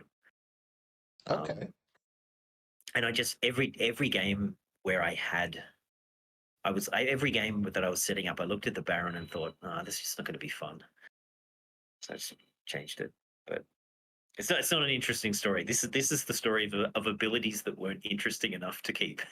Okay. So trying to make that story interesting is a tough one. And Scarlet Woman?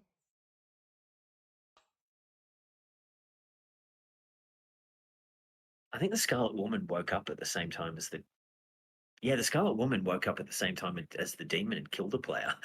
Oh, really? So That's brutal. you had 2 demons, but you only had to kill one of them. Yeah.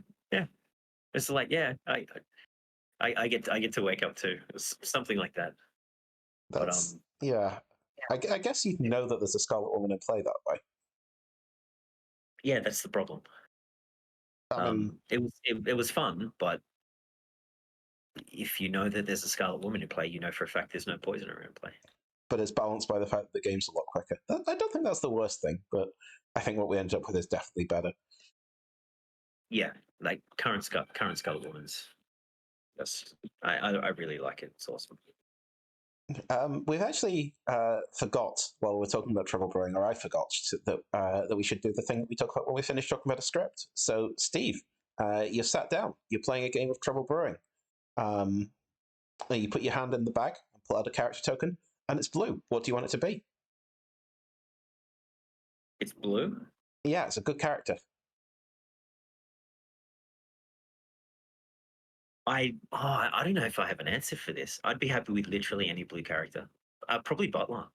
I know that's cliche, but I love the Butler. I love being the Butler. I love bluffing as the Butler.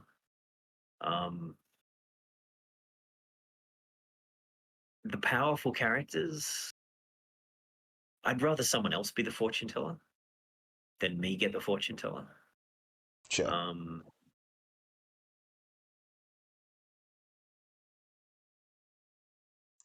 Butler, Saint. I love being the Butler. I love being the Saint. I love being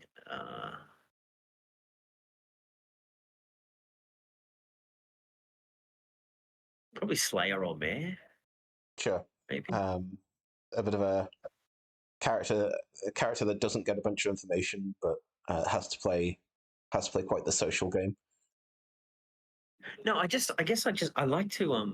I like to make important decisions based on other people's information. Sure. Instead of having information that I have to convince others is correct. It's different if it's a new player game. I love to get Washerwoman or Librarian because that allows me to form a friendship with a new player. Yeah. I can say, look, I trust you. You're new. I know who you are. You don't have to trust me. It doesn't make any difference to me if you trust me or not, but I trust you, and I get to include that new player in the entire game because I have a mechanical reason to. But if it's a game with people who've played before, anything that adds anything that makes me feel important, where I can fail at, like you can fail at Slayer or Butler, Yeah. And sort of in Clock Tower, I find failing fun. A lot of other games, failing or losing is not fun, but in Clock Tower, missing the shot as the Slayer is still fun. Being the mayor and not getting the victory, I still find really fun. Being the butler and just accidentally choosing the demon for half the game, I find really fun. So that's the kind of stuff that I like. I also Nice. am highly amused by that whenever a butler just like only serves evil masters. I had a game recently where I was the demon. It was a 3 minion game, and I was like, I've got a Scarlet Woman. I don't need a bluff, and I just gave the bluffs to the minions. I'm like, you have them. It was the other 3 minions. It wasn't spy, so none of the minions had a bluff. And I was the demon sat there with no bluff, and I'm just like, I'm just going to pick Butler. What's the worst that can happen? I'm going to pick Butler, and I'm going to claim to have buttled that player every day. I can't remember who it was. I think it might have been Mollebrock. I'm not sure. And I never got to vote for the first 3 days because they just didn't put their hand up for any of it. And then on like day 4, I went to them and said, "Hi, I'm the butler. I've been picking you all game. Why are you not voting?" And their response was, "Oh, because I'm a butler and I've been picking you all game." All right. Yes, we just buttle off, just picking each other and never voting because the other person couldn't. So that was a fun one. You can never have enough butlers in a game, and never enough. And whether those butlers are telling the truth or not, it's not important. Oops, all butlers. Yeah. Navian, I'm going to guess that you're in a Raven Keeper mood today. Fortune teller. Fortune teller. Why fortune teller? So Raven Keeper and Fortune Teller are my 2 of my favorite roles, and which one I'd rather be on any given day is completely up to whim. Fair enough. For me, I'm going with one of the characters that Steve mentioned, the Mayor, or possibly the Virgin if I'm feeling sneaky and just laying a Virgin trap and waiting for somebody to nominate me. I think those are 2 of the more interesting things to do. So I'll probably say Mayor. Steve, same question, except this time you've had a glimpse at your token and it's red. What are you? What are you going to do with it? Just one more thought. Whether the token's blue or red, I think I'm happy with whatever I get as long as it's drawing from the bag or it's random. Yeah. I find that I've had 1 or 2 games with assigned characters, and when I get assigned character, I always feel like there's this unspoken pressure to prove myself. It's like, I've given you this character, let's see what you can do with it. And I had that even once when I was the pit hag. I said, look, can you give me the pit hag? And then I got the pit hag and I was like, I've got this grand plan, and it just didn't work. So I'm happy. I'm pretty much happy with anything as long as it's my own fault that I've picked it. If it's red, for Trouble Brewing, Spy. Yeah. Can't go past Spy. It gives you every option in the world. It's really up to you get a spy. You get a spy in a game, and once you've memorized that grimoire, it's a precision character. You know exactly who to talk to, exactly where the points of misinformation are going to cause the most confusion. And it allows you to coordinate with your evil team. Like if I'm a spy, I'm telling, I'm looking at that Raven Keeper and I'm talking to that Raven Keeper, and I'm finding out which player I think the Raven Keeper is going to choose, and then I'm telling my demon to kill the Raven Keeper when I think it's a safe kill. You're not doing any mechanical damage, but you just when you wake up in that first morning after having seen the grimoire, like there's this gleeful, there's this excitement. Oh, who do I wish to talk to first? You've just got so many options as spy. I love it. Navian, why have you picked the poisoner? Because the poisoner is my beloved. Yeah, fair enough. I feel like I should go with the imp just so that we've got an evil team. But I'm actually going to go with the Baron because same reason. Really? Yeah, same reason as kind of the same reason as you were talking about for your good choices. It's just a character that you can do anything with, really. There's no pressure on you to use your ability in a clever way. You don't need to worry about staying alive. You don't need to worry about figuring out what you need to be doing with your power. You just need to just get your entire evil team into a conversation and tell them that everybody is the mayor now. Just all of them. It's fine. Yeah. I like Baron for I guess the same reason that I like the Spy is that if I draw Baron, I feel like I can do here's my opportunity to do the craziest bluff that I can think of, and if it doesn't work, I die, and it's just a problem.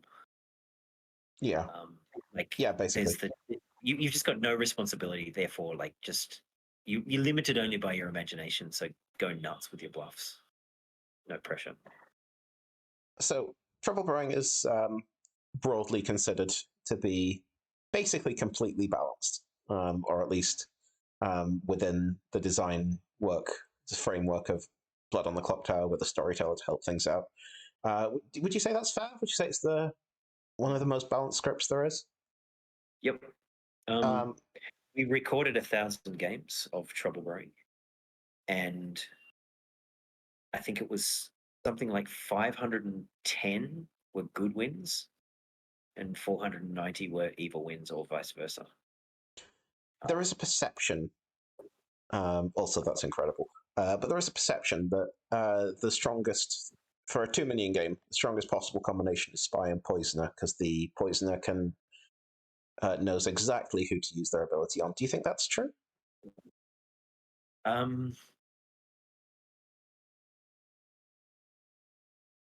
It's hard to say. The Poisoner is the most powerful minion in Trouble Brewing. Sorry, the Poisoner has the potential to be the most powerful minion in any game of Trouble Brewing, but the Poisoner often has no effect on the game, or such a little effect. You poison the Virgin after when they don't get nominated. You poison the Recluse, etc. Spy and Poisoner working together can certainly be devastating, particularly with you just get the right character at the right time. Do you think that's maybe an emergent property of online play then, where you can talk in greater privacy? It depends how online is done. In offline, a Spy and a Poisoner should be able to just talk freely enough to coordinate, but then they need to coordinate with the demon. They usually pull it off. So I'm not too fussed about coordination online, because that coordination is happening fairly easily offline anyway, in most games. The Scarlet Woman is the most powerful character for new players, because having that backup, in a new player game, the chance that the demon is going to get executed is higher, and having that backup is just so useful. By win rate, the most powerful minion in Trouble Brewing is neither the Poisoner nor the Spy. It is actually the Baron. Yeah. I don't have the stats to hand, but the Baron is the most powerful character if you're just looking at win rate. So I'm hesitant to say that Spy Poisoner as a combo is the best combo. I'd be interested to see the stats, but I wouldn't be surprised if that is the case. The thing with Baron is that Scarlet Woman just allows that backup no matter what. Even though the Scarlet Woman isn't getting the win rates, it's turning a definite loss into a possible loss. And I don't think that is mirrored in the stats. Also, you can have a Scarlet Woman in a game where the imp just never dies. But it was their up, which gives so much extra confidence. So I think Poisoner Spy always works, and that's why it seems to be such a great combination. Is because it just works every time. Yeah. Whereas the Baron and the Scarlet Woman have the potential to just be game winning, but rely on the players and rely on the storyteller. Like if your storyteller is using that Baron to make the Undertaker drunk and there's a spy in the game, like Spy Baron is so powerful because the spy gets to know which outsiders the Baron has added. If that outsiders are drunk, which character is the drunk, and therefore if you've got a drunk mayor, drunk Undertaker, you know to keep that character alive. And it allows, if Spy Baron allows the spy and therefore the imp to know which is a safe outsider bluff, but it's doubly safe because the imp can bluff as that outsider, and it looks like the imp is good because there's your extra 2 outsiders hiding the drunk. So I would actually say probably Spy Baron is the most powerful on the condition that the Baron is adding a drunk or that the drunk is one of those 3 characters. We're about to lose chat again from. We're about to lose chat again from. Yeah, sorry, we're about to lose chat again for a minute in about 10 seconds. Go for it. But only for a minute, I think. So if you have any fun anecdotes or things that you want to say to our subscribers only, Steve, then now is the time, and also people who watch it back. Now is your opportunity. Got 1 minute. Before this video started, Navian paid me to say everything that I just said about the Baron. Baron's terrible. Spy and Poison are the best combination in the game, and that Baron was a paid bid. I paid in honks as well, because as we have already established, I don't have any money, so I just honked at Steve a whole bunch, and he was like, "Yeah, okay, that's enough." More than enough. Navian, just for the benefit of our subscribers again, but what do you think is the strongest combo? There have been a few suggestions in chat. We've seen, what have we seen? We've seen a Scarlet Woman and Spy. We've seen Scarlet Woman and Poisoner. What do you think is the strongest pair? I think I do agree with Steve here that it kind of depends on the players' like experience level a bit. Scarlet Woman is significantly stronger for newer groups or just for people who really like to bluff very boldly, right? It gives you that opportunity to go out there and do things that are louder and more suspicious and still have that backup. I think Spy Poisoner is probably the most insidious combo. That ability to just very subtly pinpoint things, but it does require not to be overloaded with the spy information. It requires that ability to work with your demons so that you're not just poisoning the exact same target as the demon is killing every night. I really think it kind of depends on the specific play styles as well as the player's experience level. My personal favorite for, how much damage it can do is probably the Spy Poisoner combo, though. Yeah. I think Baron is losing some of its power at the moment because I think that people are just trusting outsiders across the online communities that I'm involved with, at least. But obviously that just makes were mostly newer players as well. So Baron might not be as dominant as we originally thought as overall player skill increases.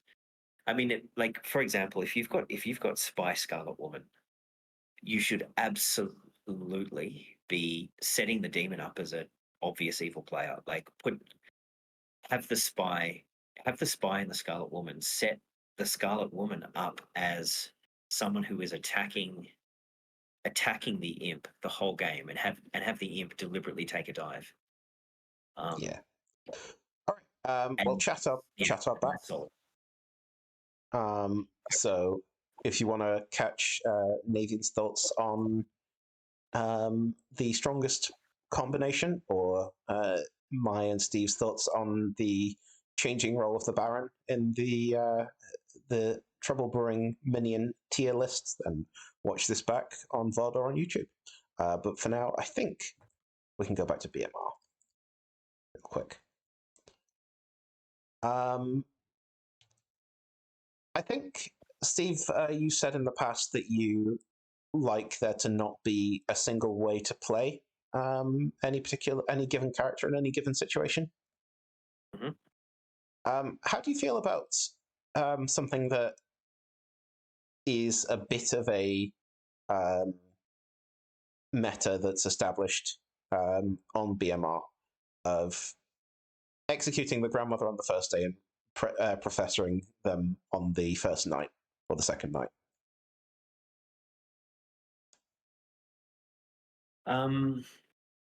The professor is kind of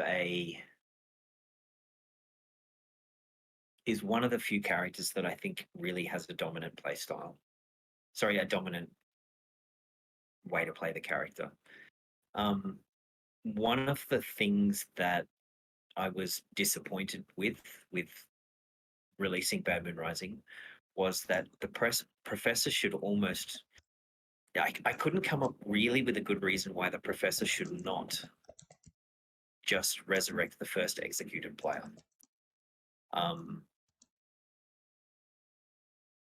The choice between delaying the Kickstarter another month and trying to improve the professor landed on release the professor as is. So I think you've actually highlighted one of the few instances where you should almost always just do that one thing if you are this character. There's a few corner cases where you probably shouldn't. Like bluffing as the professor is difficult, but killing the grandmother first day and then resurrecting is, great. Go for it. I don't think it's something you should always do because what it does is it makes the professor a much more desirable bluff because it gets the grandmother out of the way. It's still something that is you should probably do it most of the time, but I don't think you should do it all of the time. I mean, depending on what the setup is, what players are bluffing as what characters. I think that particular combination doesn't seem to me like something you should do all the time. It seems like a good idea most of the time. I guess the major argument against it is there's a local player who says something that I agree with. You don't win by killing good players. If there's an Undertaker on the script, killing good players to learn information is usually useful, but not always useful. It's almost always better to kill a player that you think is evil than a player that you think is good. The Professor and the Undertaker mess with that idea quite a bit. So you may even be right. This may be a dominant strategy. I'm hoping that it's not. But generally speaking, I'm of the opinion that you don't win by killing good players. You win by killing players that you think are evil or might be evil, or where you gain some probable benefit from killing that particular player. So I guess my counter argument would be, is there a better player to kill? And if so, kill that player instead of what you're proposing. I'm personally a fan as a storyteller on BMR of the combination of grandmother, professor, and pacifist. So the good team can try that if they want to, but it'll confirm a couple of people, but it won't work. Yeah, I haven't seen games of VMR all go the same way. So if this is a dominant strategy, I haven't actually seen it play out that way. Sure. But I may be wrong. I don't have I don't have the level of experience, to be honest, the level of experience running and refining BMR in the way that I have Sex and Violence and Trouble Brewing. I played an in-person game of BMR where I was evil and I was bluffing Professor, but we had a matron in the game, and matrons obviously limit your ability to get claims from other people. And so it wasn't until maybe like halfway through the game that I'd heard about this grandmother. So we made a plan of, oh yeah, we'll kill the grandmother and I'll resurrect the grandmother. But it wasn't that, like, you know, the usual let's kill the grandmother day one and Professor Resin day two strategy because of that matron. And that was really fun to have that bluff that I knew was going to fail because obviously I was evil. I was not the professor, but not have to do that and face the potential consequences there on night two instead. You know, I got to do that halfway through the game, and that was really quite destructive. Yeah. Yeah, Bad Moon Rising. Bad Moon Rising has a couple of really good ideas that I think if I was designing it today, I would make smoother. But you've got to release a game at some point, and that's what we've got. I still find Bad Moon Rising it's always the edition that I want to play the least, but my best games ever are almost all Bad Moon Rising games. It has this way of having a slow start that isn't super fun, and then building to this crescendo that's really exciting. Yeah, it's a script that very much leans into the absolutes. It can produce great games, it can produce rough games, it can produce short games, it can produce eternal games. Yeah. But you know, if you do that grandmother thing, I mean, the way that I look at it is, if the plan doesn't work, it's like starting a game with a dead grandmother. Yeah. And I'd rather have an alive grandmother. Okay. I think there's only one more question that I really want to ask you about the balance in BMR, which is, how do you feel about the accusation, the common meme that pacifist is an outsider?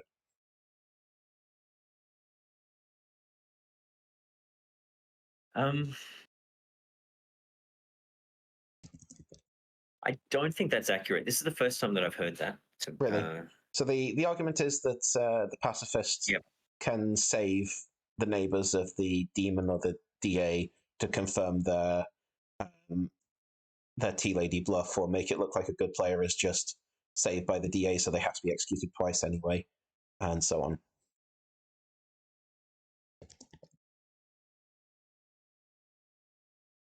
I don't think pacifist is an outsider.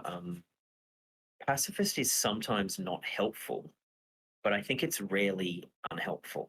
Having it on the it's kind of weird, because whether you consider a pacifist, having a pacifist on the script muddies the waters. There's no doubt about that. But actually having a pacifist in play when the pacifist is on the script already is of benefit to the group. For example, imagine Trouble Brewing. Compare Trouble Brewing to Trouble Brewing, where a pacifist turns up. That pacifist would just be useful. Then imagine Trouble Brewing, where you put pacifist on the script, all of pacifist and devil's advocate on the script. All of a sudden, adding that pacifist has muddled the waters just by putting the pacifist on the script. But drawing the pacifist out of the bag and being the pacifist when the pacifist is already on the script is a boon to the good team. So it's kind of tricky the way that the argument is phrased. Generally, though, I think, whilst not being the strongest character, the downside to the pacifist is that it does mimic the ability of evil players and therefore makes you look evil. But what the actual mechanical effect of the pacifist is, you prevent a good player from dying, and that helps the good team. How that information is sifted through the players that are the real players in the real game may be helpful and maybe not. How that information interacts with the other characters on the script may be helpful and maybe not. But the fact is, you have just prevented a good character from dying. And so just the background benefit for the pacifist is essentially you've added, presumably a townsfolk, you've added a good player to the game. Let's rephrase that. The mechanical benefit to the pacifist is equivalent to adding a townsfolk to the game. One extra vote, one extra player that is actively trying to help the good team. That's not entirely true because they'd be dead anyway. But it's almost equivalent to you having an extra good player in the game, simply just due to the fact that you have prevented a good player from dying. And that's the real benefit of the pacifist. The pacifist has a steep hill to climb in convincing people in Bad Moon Rising that they are the pacifist. But I think that part of their ability is secondary to the storyteller just behind the scenes tilting the scales towards good. I think that makes sense, and it's also in line with things that we do see in some of the other scripts, right? Like washerwoman or librarian are just flat out about confirming another player, and hard confirmation is a really quite strong thing in the game.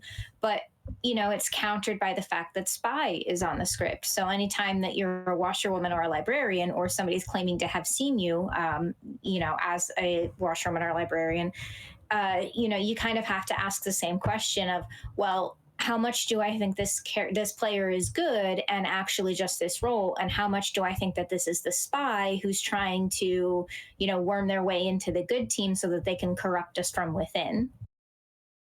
Yeah. Very fair. Yeah. So yeah, there you go. You all have your answers about whether or not pacifist is an outsider. Or another way to look at it is an outsider. An outsider is an extra player in the game. The game is balanced for 7. Ignoring outsiders, the game is balanced for 7. 7, 10, and 13 players. Every extra outsider adds a player. It adds a good vote. It adds an extra player that the demon needs to kill, and an extra person that is working against the evil team. So an outsider's ability needs to be so bad that either through misinformation or mechanical balance tilting, that extra benefit is offset. And I don't think the pacifist offsets that balance. Another way to phrase the question would be: would you rather play a 7-player? Which do you think is more balanced, a 7-player game or an 8-player game with a saint? And it's like, well, they should be about the same. But to ask that same question of the pacifist, would you rather play a 7-player game or an 8-player game with a pacifist? If I'm in the good team, I want that extra player who's the pacifist. Absolutely. It's not super useful, but it's definitely not an offset so large that it would negate the extra good player in the game. As I think several people in chat are saying, it's a character that you need to be able to trust your storyteller to be able to run well. Yeah, absolutely. If you don't trust your storyteller, it sucks. And if you do, it's worth it. Another such character, I think, is in a very different way, is the Shabloth, which... How early do you think that the Shabloth should be regurgitating a player? Do you think it should be regurgitating a player every game? Do you think it should ever be regurgitating more than one player? What are your feelings on how Shabloth should work? I do once per game. Yeah. Once per game does 2 things. It lets the good players know which demon is in play, which grants all sorts of information based on who's died on previous nights. it also adds an extra day to the game and provides an extra character. If you're at the final 3 and one of those players has been resurrected, you've got a 50% chance of getting the demon. So I would never resurrect more than one player per game with the Shabaloth, unless we were just mucking around, or if the evil team was just winning so obviously winning, I might do it twice per game. But I'd at least do it once. I think having a demon, it would be extremely rare. I don't think I've ever had a game with Shabaloth where I haven't resurrected someone. Even for balance reasons. But if good is winning so overwhelmingly so that you think that the Shabaloth resurrection would not be worth it, then go for it. Have 0. So 90 probably 95% of your game should have one resurrection. Every so often do 2 or more, or a 0. How early do you think it should be? Because if you go too early, then you're telling the good team right off the bat, demons are Shabaloth, don't worry about zombies, don't worry about the triple kills, don't worry about if you died, if your information was poisoned. But if you leave it too late, then you're getting into the situation where you need to resurrect somebody into final 3, and then you've only got 2 people who can be the demon. And that's very rough for the evil team. So where do you think the balance is there? Do you think you should ever be resurrecting with fewer than 5 players alive, to link this into what, again, Fraser has been saying in chat? I reckon it's usually best about 50, 60, 70% of the way through the game. It has dramatic impact at that point. It's exciting for the players, and they're honing in on which demon is in play. They've usually knocked out. If a Shabaloth's in play, they're not thinking it's a Zombul. They might be thinking it's a Puka or a Poe. But regurgitating a player is a way for the storyteller to give information to the good team. So if you do it too early, you're not letting the good team figure out which demon is in play. And if you're doing it too late, you're telling them something they already know. So it's usually just for fun. It's usually best about 50, 60% of the way through the game. You can do it late if you wish. Like even when there's 4, 5, 6 players left alive, because the Shabaloth kills twice per night anyway, having that extra player in the game is a downside, but it's not crippling. Nathan, do you have any thoughts on that? Yeah, just to finish up, before you go to Navian. Yeah, sure. The one exception that I will have, though, is if the Shabaloth player is signaling to you, either through their actions or words, that they want to resurrect a player. For example, they've deliberately attacked dead players. Just resurrect the player that the Shabaloth wants resurrected. Like, it's bluffing Professor or bringing back a minion. Helping the evil players with their bluffs is really important, particularly in Badman Rising. Really, particularly in Badman Rising. And if your demon player is signaling that they want a player resurrected, absolutely resurrect that player. Nathan? Yeah, I think I agree with the assessment. About 50 to 60% of the way through the game is about the right time to resurrect the Shab. Regurgitate from the Shab. I will say I recently ran a game with a Shab where I had put in, all of these ways. It was a slightly smaller game, but not like so small that, like it wasn't a 7-player game, right? It was, I think, maybe 10 people or so. So I put in the Shab, and I put in all of these sort of landmines that might kind of help the good team by stopping the Shabaloth from killing too many people. So that included like a goon and an innkeeper. And the goon sacrificed themselves first. So that was one of the no death reasons out. They were the first execution. And then on night 2, the innkeeper chose 2 players, and the Shabaloth managed to perfectly weave completely around that innkeeper choice and then there was an execution the next day, and it was like I was at my first opportunity for a resurrection on, night 3. It was like, well, this is the first time that I can resurrect or regurgitate anybody. And also, we're about to go into final 3 when I do this. And so, like, normally I don't recommend regurgitating somebody into a final 3 because, of course, that, Fraser, it was the game that you were in. Because, of course, when you're doing that, you're giving a 50-50 chance. But it was like, it's night 3 and we've lost so many players so far. I think we had like a gambler who died on night 2 or as well or whatever. So, like, we just had all of those landmines that I'd put to help the good team from too many players dying, that Evil just perfectly navigated around. And I was like, well, I got to regurgitate to final 3. Shrug. Yeah, I think honestly, it's the reason why Shabaloth is I think it's my least favorite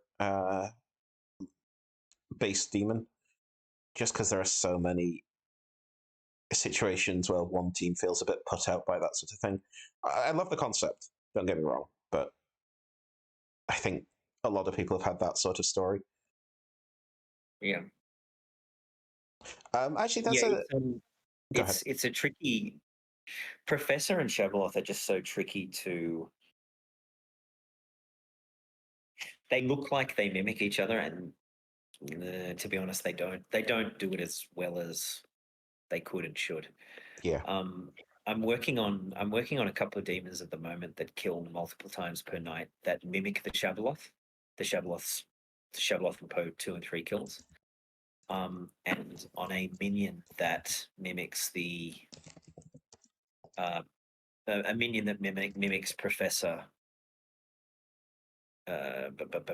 Pacifist, Devil's Advocate, Tea Lady, Shabaloth. And so I think what we say here is probably relevant. I'm looking at a picture of an elephant and I said relevant. Relevant for Bad Moon Rising, but because there is an answer to this question, I'd like to create characters that make better answers and different strategies for what the storyteller can and should do. On a similar note, how do you feel that BMR plays at, let's say, 7 players and 5 and 6 players?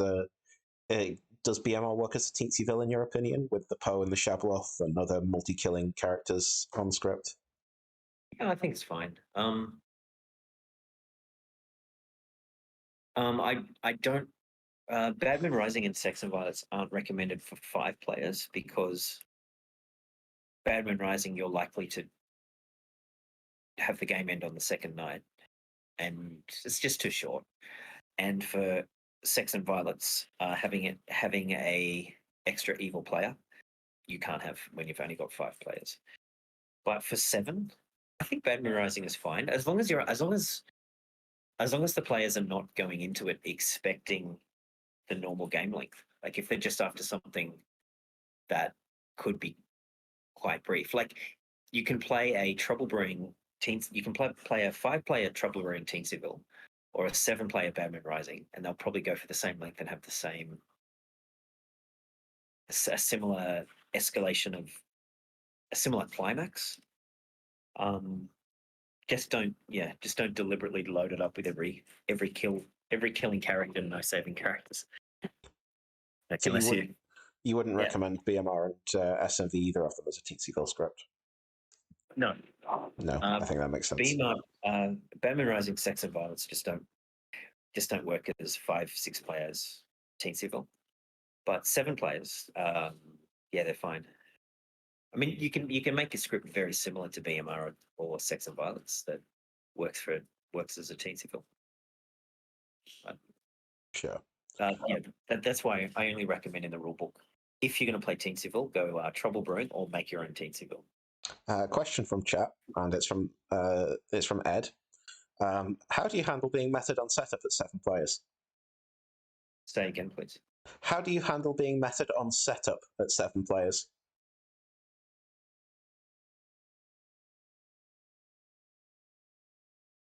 There's middle part of your sentence that How- I'm not understanding the word. Sorry. How do you handle being meted? Like people figuring out what you're going to put into play in a game of Right. BMR with 7 players. I thought you said method.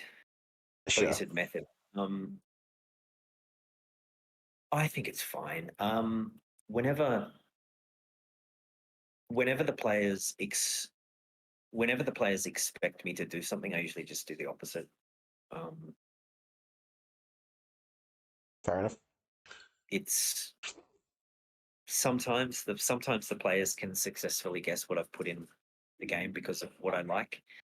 But when I notice that happening, I just put in different stuff, and they use that in game and end up losing. So I'm not too fussed. Fair enough. I hope that answers your question, Ed. Yeah. I I think had for example, I had a game where it was a 12, 13 player game, and there was one new player, and they said the players were saying, "Well, we trust this new player because there's no way that Steve would have made the new player the drunk." And I had made the new player the drunk because I thought it was funny. Nice. And in the second game, the new player was the soldier, and I just went, "Oh, I'm just going to make the new player the drunk again."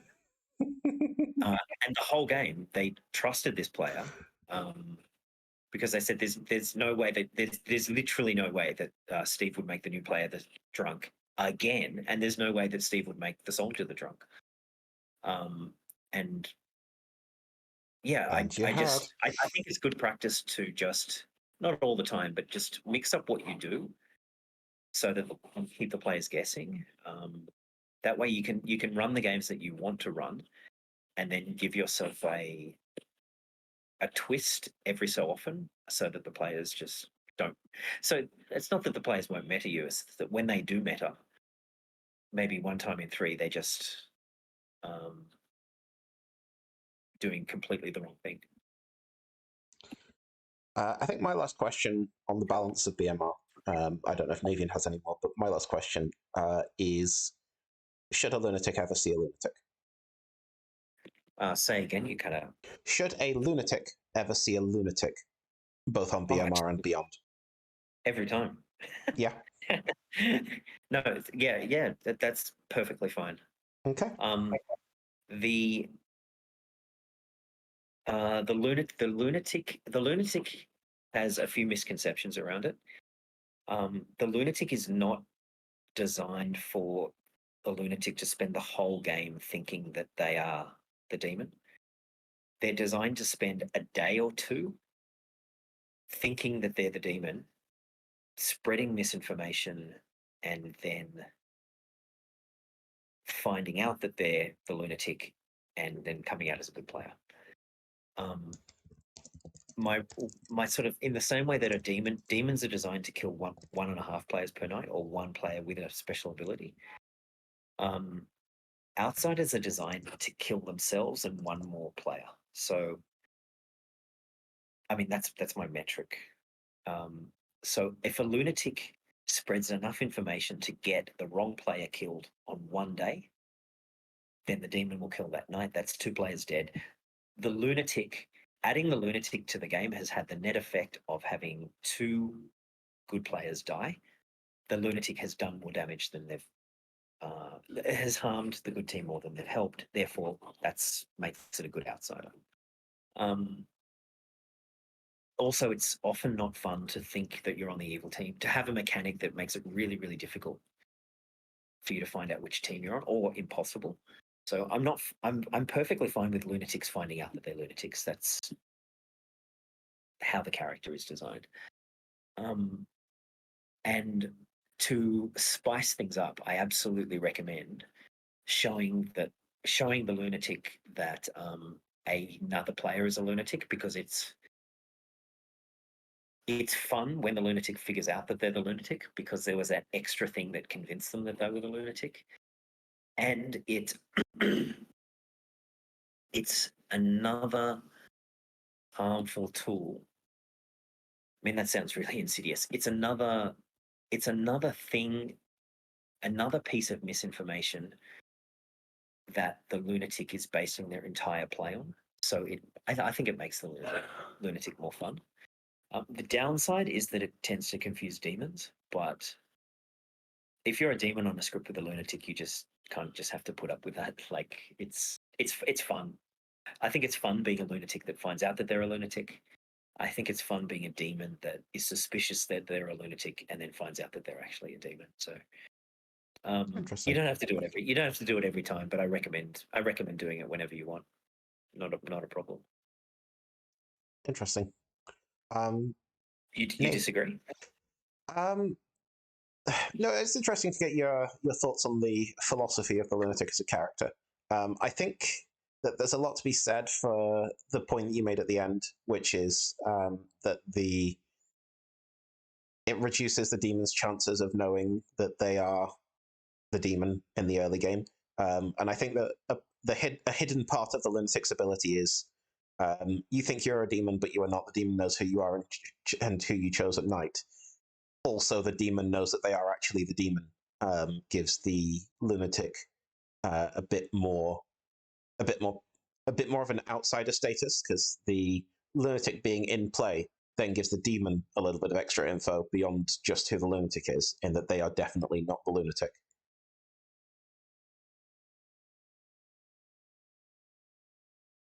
Yeah, I suppose it sort of comes down to what you want the evil players to feel, I guess. It's this is the decision that won't greatly impact the current game, but will impact future games. If you are known as a storyteller that will show a lunatic to the lunatic, then demons in your game will be more suspicious of which character they actually are. So it's a decision that impacts future games, because you end up getting a reputation one way or the other. So if you want a reputation of the storyteller that helps the evil team know who they are in BMR, then you can go one way. And if you sort of want a reputation where, in my games, even the evil team needs to figure things out, you can go that direction. Also, I'm not too fussed, because even though I think Trouble Brewing is pretty much perfectly balanced, before the final adjustments were made at Kickstarter, Badman Rising had a very slight evil advantage, and Sex and Violence had a very slight good advantage. So these little things that tilt the balance away, that make things just a little bit tougher for the evil team in Badman Rising, or a little bit tougher for the good team in Sex and Violence, I think are perfectly fine. Fair enough. Naveen, do you have any thoughts on that? I mean, nothing that hasn't already been said, I don't think. Like Steve's pointed out, the kind of the negative side of showing lunatics that they have a lunatic, which is that your demons might feel less sure in being a demon, and therefore be more likely to kill themselves. So it could ultimately lead to shorter games, or the evil team hurting themselves. But I don't think it's something that you should never do. I do think that you should also take into account your player's experience level. Like I really wouldn't recommend doing that for new players who are still trying to figure out how BMR works, really, because that might be a little too confusing. But if you have a group of all experienced players, then every once in a while, go for it. I don't think it's something you should do. Like Steven said, it's definitely not something you do every game. I personally err on the side of not doing it very often, but there are very few things that I think you should say never about in Clock Tower. It is a tool. It's a tool that you have in your belt, and you should use it when you think it would be an interesting thing to do. I strongly agree with the cat. She has developed a meow that is specifically for when she is playing with the mouse-shaped toys. This is her I have caught a mouse meow. I love her. Question from Kichi in chat on a similar note, which is, Steve, how would you choose who to show the lunatic as the lunatic having attacked if you've got one in game? Sorry, if there is a lunatic, who would I show as the fake lunatic? And also, yes, but also, how would you choose? Like, tell the lunatic your lunatic has chosen that player to kill.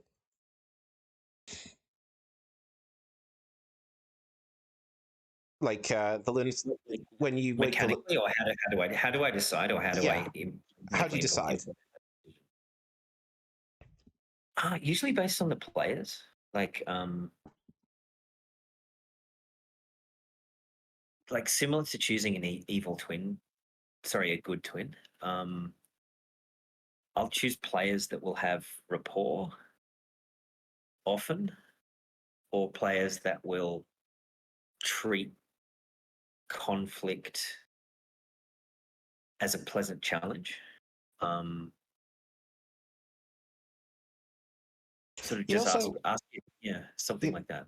You'd also presumably have to imply that the lunatic's lunatic thinks that they're a different demon to the lunatic, right? Because otherwise the lunatic will be picking the lunatic token out of the bag rather than the demon token.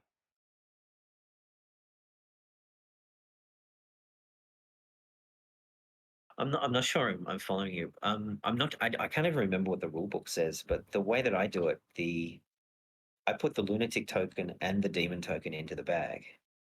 The Yeah. player that draws the lunatic token is the demon. Yeah, but then the person who drew the demon token knows that they haven't drawn the lunatic token. Therefore, if you show them a lunatic, they might be a bit suspicious.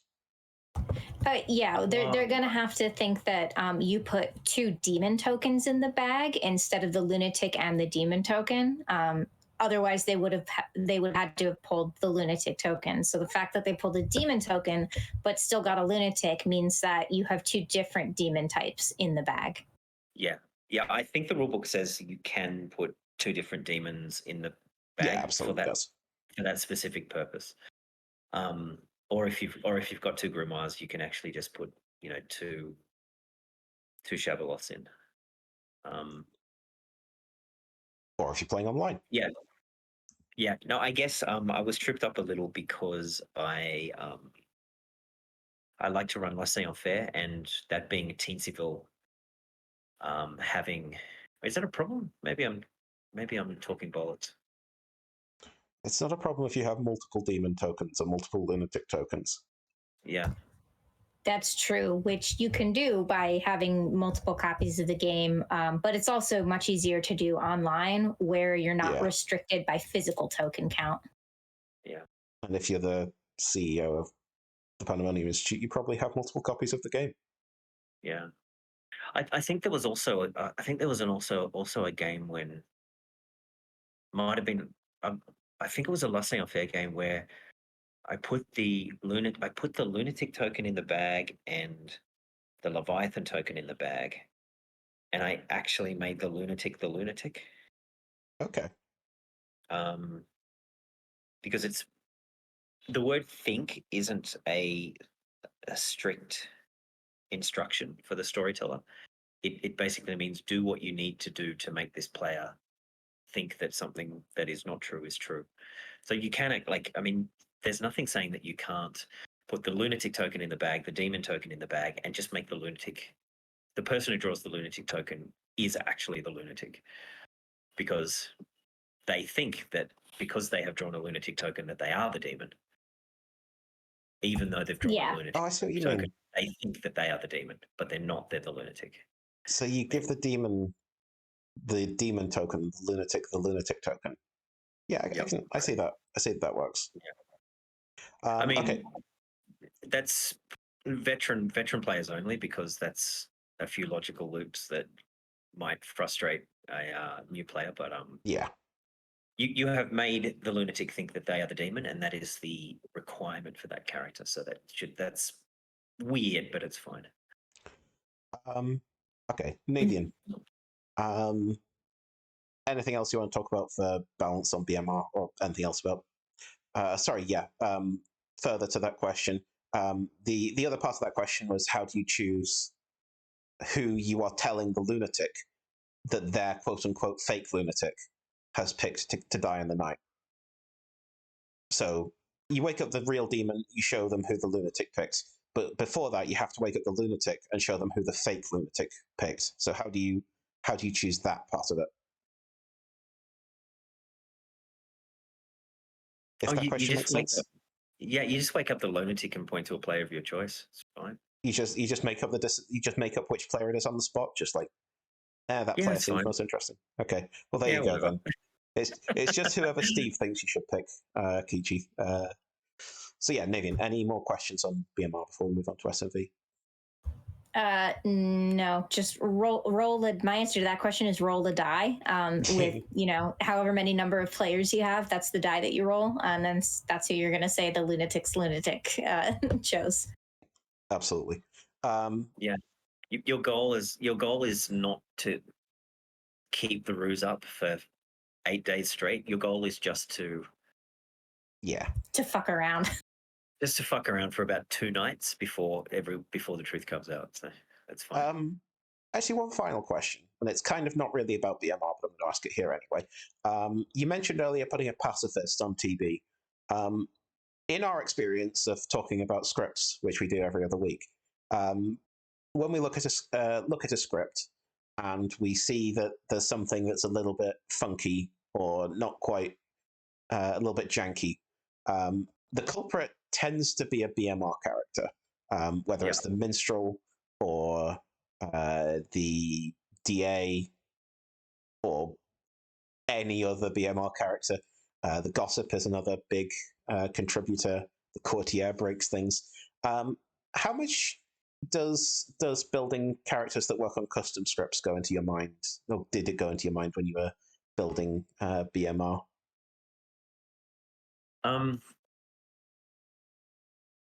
Every character in the game is designed to work in a custom script. Not well. Every character needs to work in a custom script without. Sorry, no, that's not quite the way to phrase it. Every character in the game was designed to. Sorry, I just had a new laptop. We're still live or all good? Yeah, we're fine. Yeah, you're good. Yeah, I just bought a new laptop yesterday. I'm getting notifications that I don't understand. So, every character in the game is designed to work without needing any other particular character also on the script or in play, with the exception of linked characters such as Huntsman Damsel, King Choirboy. The original courtier, for example, didn't have a time limit. It was permanent. And that was actually mostly fine for Badman Rising, but on a custom script, it just needed to be changed. There's pacifist works on a custom script. It's just much more powerful and much more up to the storyteller to choose the right player. I wouldn't really start making custom scripts with pacifists without tea ladies and devil's advocate, not even tea ladies, devil's advocate, just because it mutes the awesome power of confirming of confirming who you are, confirming who a good player is, and saving a good player's life. It's awesome. And if you don't do that, then the storyteller is just letting you down. So Badman Rising characters, every single one of them is viable on a custom script, but tend to become much more. Good characters tend to become much more powerful, and evil characters tend to become much less powerful. Because in Badman Rising, as you would know, you have that cover. Everything is designed, at least in part, to cover the actions, to cover the effects of a particular character's ability, so that you're never quite sure which characters are in play, or you figure it out and that's the game. And when you take those characters and you put them in a custom script that without those BMR companion characters, you don't have that cover, and that lack of cover grants information to the good players. So not only do these characters have their normal ability, but the good players, when a good character from BMR becomes more powerful, better for the good team. an evil character from BMR becomes better for the good team and therefore less powerful. So you can do it. And all new characters in the upcoming editions and Greatest Show on Earth are designed with that in mind. They need to work, at least in principle, on any custom script that you can think of, as long as the designer isn't deliberately trying to make things clash. Like the prime example, for example, like you could put a pacifist. You could just make a custom script with a pacifist. The pacifist is therefore, and no devil's advocate.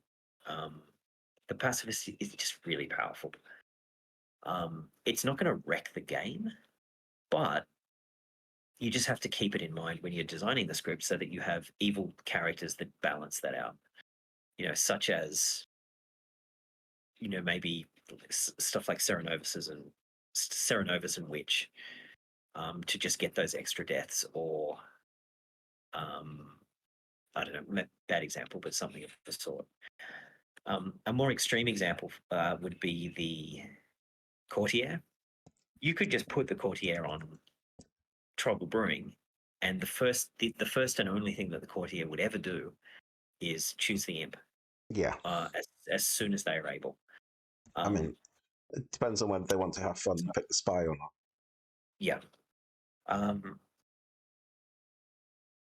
So, as a script designer, be aware of when you're taking a Badman Rising character. Be aware you can put them in, but just be aware of the effect it's going to have on your game and mitigate that effect somehow. And to make evil more powerful, or to make evil more hidden in certain circumstances. Like, for example, if you're going to put the core, you can't mitigate the Courtier's effect by putting in a lycanthrope, because you're not going to have a lycanthrope in every game. And unless evil is bluffing as lycanthrope every game, the Courtier is useless. Would still just pick the imp, and not the safety of bluffing as lycanthrope is only there when the evil team actually does it. But if you put, for example, Legion on, if you do Courtier and Nodashi and Puka, for example, Courtier all of a sudden becomes this viable character for Trouble Brewing. So I did go through all of the characters and made sure that they were at least they were viable characters for custom scripts when the script designer isn't deliberately trying to break the character. Let's put it that way. Okay. In that case, I think we're pretty much done with BMR, unless there's anything else that you want to say about the history of it, Steve? Okay. Not really. I'm happy we to can move on to SMV then. But first, Steve, you sat down to play a game of BMR. Your hand's in the bag. It comes out. It's blue. What is it? What good character do you want to be? Courtier. Courtier? What are you doing with it? Sorry? What are you doing with it? Oh, I have no idea, and that's why I love it. You're going to pick the DA on the first night, or the Godfather, to make them one of the wrong outsiders, or are you going to wait and see if you can figure out what the demon is? I'm picking the demon if I have a clue who the demon is. I'm picking the mastermind if I don't. I'm picking the goon. I'm picking the goon if I think the goon's turned evil. I'm picking the sailor if the sailor is a player that is just causing chaos. I don't think I've ever seen a Courtier pick or anybody intentionally use a once per game ability to turn the goon good. I'm basically, if I get that, I'm getting the Courtier, and I'm thinking what new and interesting, what is something new and unique that I can use this character for that I've never done before. and the evil team won't expect it. And even if it's only a teensy bit useful, it's still useful. I love the courtier. Hit the grandmother. You're the grandchild now.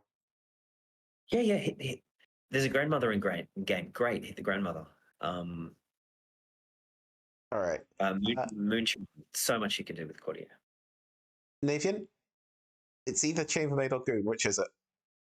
Oh, yeah, it's the goon, because the goon's token might not stay blue. But if I had to pick one that definitely stays blue, then yeah, it's chambermaid. What would you be doing with your chambermaid or your goon? Well, goon, I would be trying to turn evil. If I'm the chambermaid, I would be trying to catch people out in their bluffs. Yeah. I think another character that really rewards creativity on BMR is the gossip. So I'm going to throw in a nod to gossip. But also, innkeeper can be a fun character to play, I think. So I'm probably going to go with one of them. But yeah. I'll say gossip. Gossip and innkeeper both a blast. Let's talk about the evil team then, Steve. What's your what evil character do you want to play? Probably assassin. Yeah.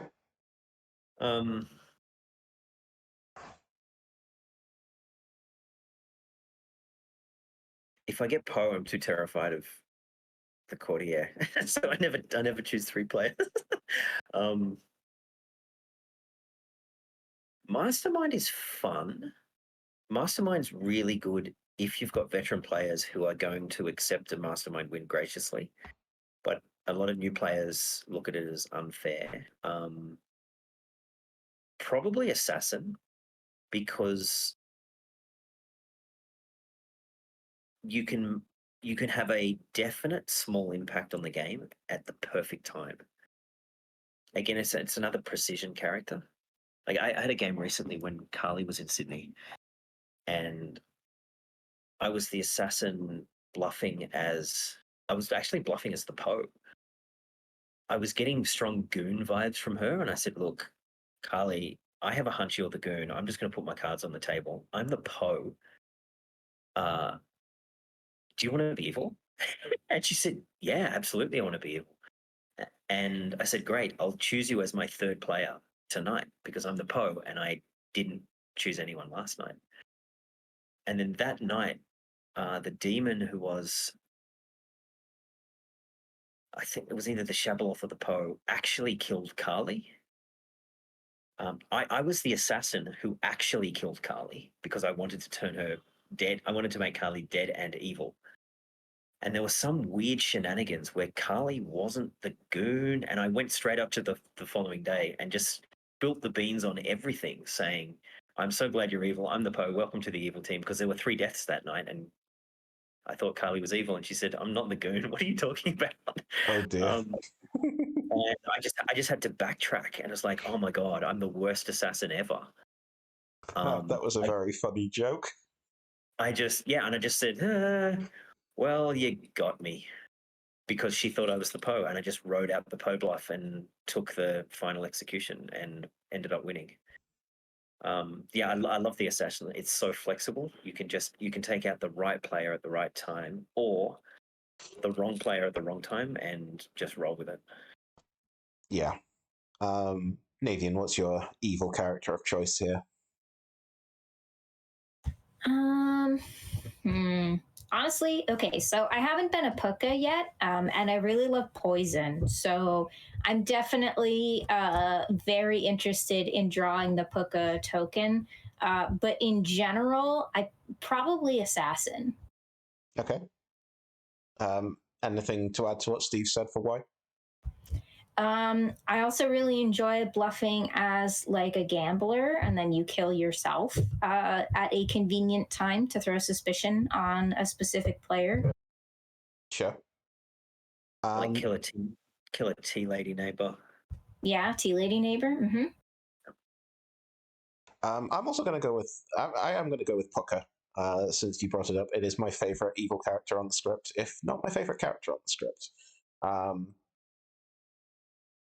But so yeah, it's my absolute favorite demon of all of the released demons. I think that the other candidate for me would be the DA.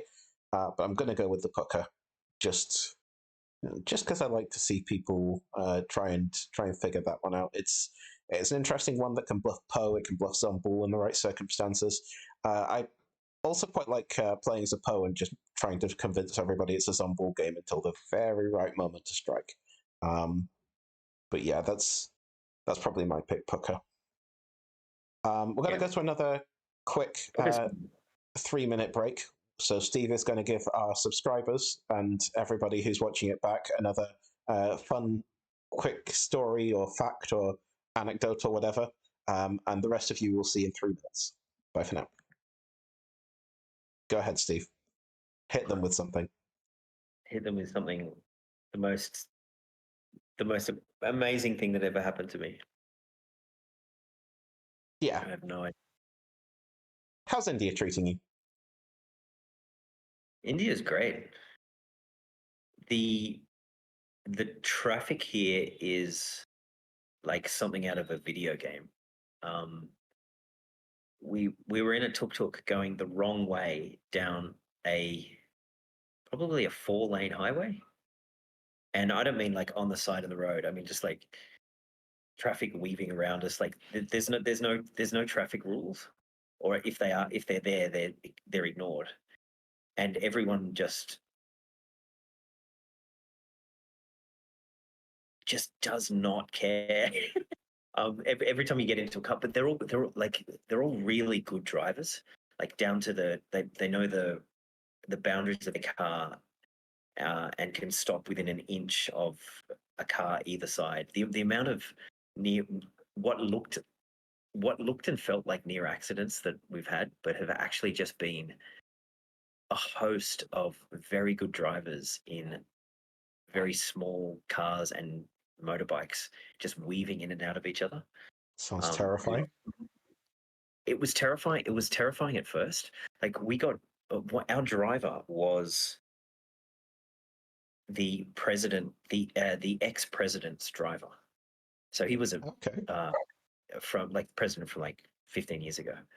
And I thought that was really cool. And then like we were in for this really sort of slow and safe ride. But in Mumbai traffic, you can't do slow and safe. The amount of times we took U-turns into oncoming traffic Oh dear. was 2 or 3 or 4, and yeah, and everyone's just totally chill about the whole thing. It's like being on a roller coaster. It's thrilling. Amazing. And it's everywhere every time you get in any vehicle. It's not just these isolated pockets. But yeah, but India is amazing. There's a lot of very poor people, a lot of very wealthy people, but everyone that we talk to is just sort of, it's got this really sort of friendly, personable vibe. And with Briz, who you met before, is a great guide as well. So we get to go to all the cool places and haggle for the good prices. So it's a blast. Yeah. Is there a big clock tower scene nationally, or is it just in that one area?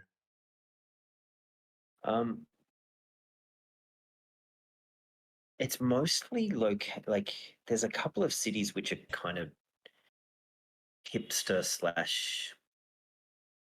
sort of geeky cities. Bangalore being one of them, and clock tower tends to be enormous in those cities and just non-existent in the rest of India. It tends to flourish in sort of not super affluent, but middle class areas. And I think India's middle class is forming. And as that happens, then the board game scene begins to take off. Board games aren't really a thing in India. They're becoming a thing. So when you find a board game venue in India, you sort of you stick to it because it's probably the only one in the city, or it's one of a few. And welcome back to our non-subscribers. If you want to hear Steve's experiences in India, then watch this one back later. As we now have Sects and Violets to talk about. you said that this one was developed a little bit later than the other two base scripts. So talk to us about that process. Yeah, the process was make a script that worked, which was Troublebring. Copy that script, and with a different idea, which was Bad Moon Rising, and then put all the Jackie bullshit in Sex and Violets, and then just see what happens. And a theme sort of emerged for Sex and Violets, and that theme was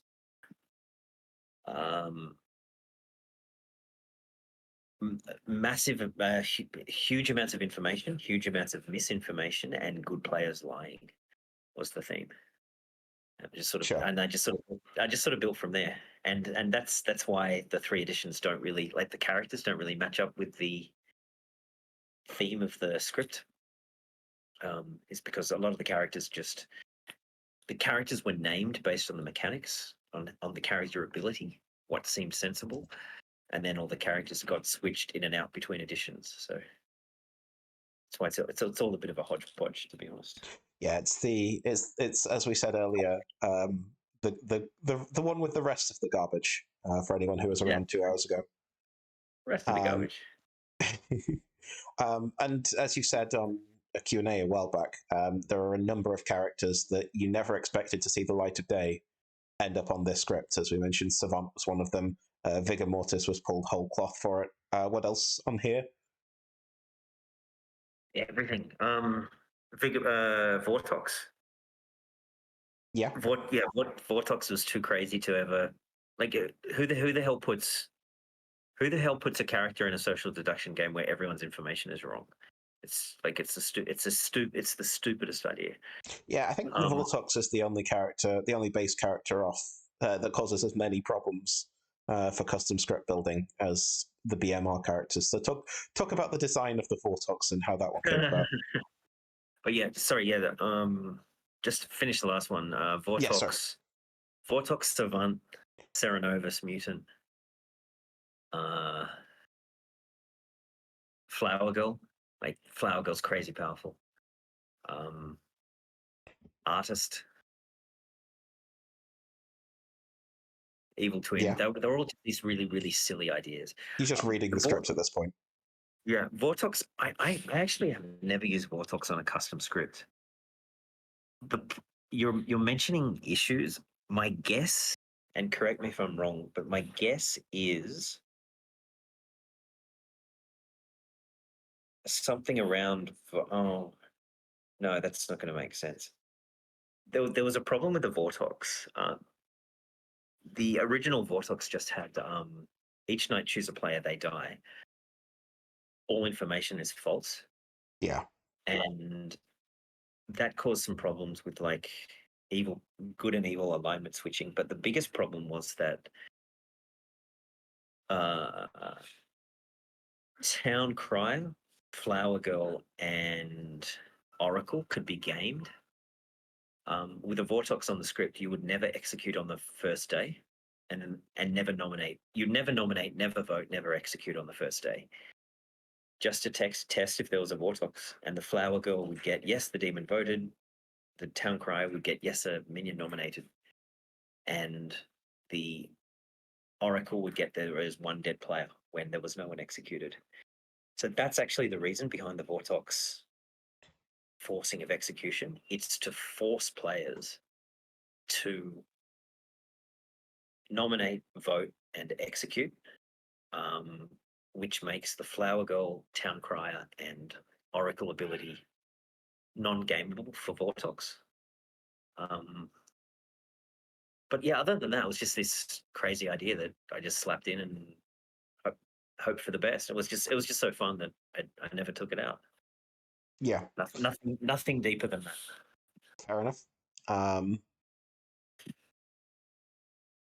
What made you end up with the other part of the phrasing that you got that townsfolk abilities yield false info rather than some of the phrasings of the same ability that might ease other interactions a little bit, like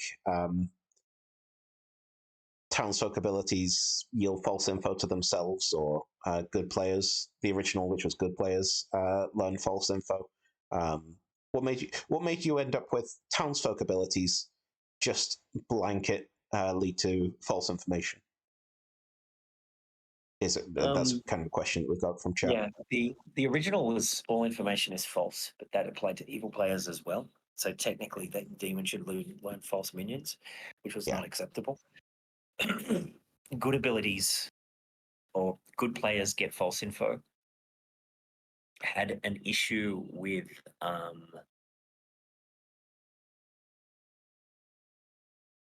travelers, Sure. and I don't think there were any minions any outsiders that it was causing a problem for. Well, to go through them, it will cause a problem for a lunatic or a snitch or something like that. Yeah, snitch. It would be very, very weird with damsel. Yeah, outsiders learning false info from memory. I think it was just sort of weird.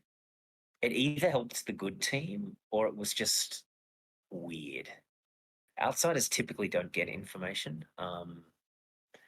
There's one or two like Puzzle Master that do, but I think it was mostly just because outsiders getting false information was just a weird thing that I didn't want to think about too much. But on Sex and Violence, the outsiders don't get information, and I didn't want that extra confusion of, oh, I'm a good player. I'm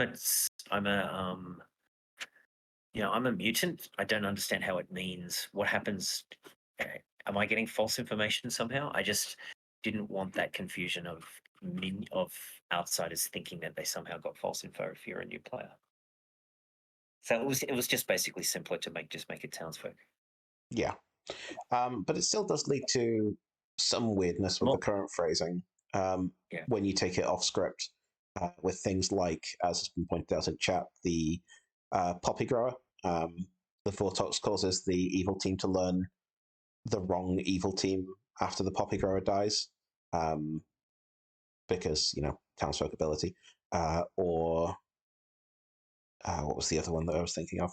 Night Watchman causes a player to learn the wrong character. Do you think that that's I don't know, something that is an issue with the character? Yeah, I mean that is not another one. Yeah, that's not great design. I think there was some reason that I couldn't have like good players receive false info. I don't think it worked.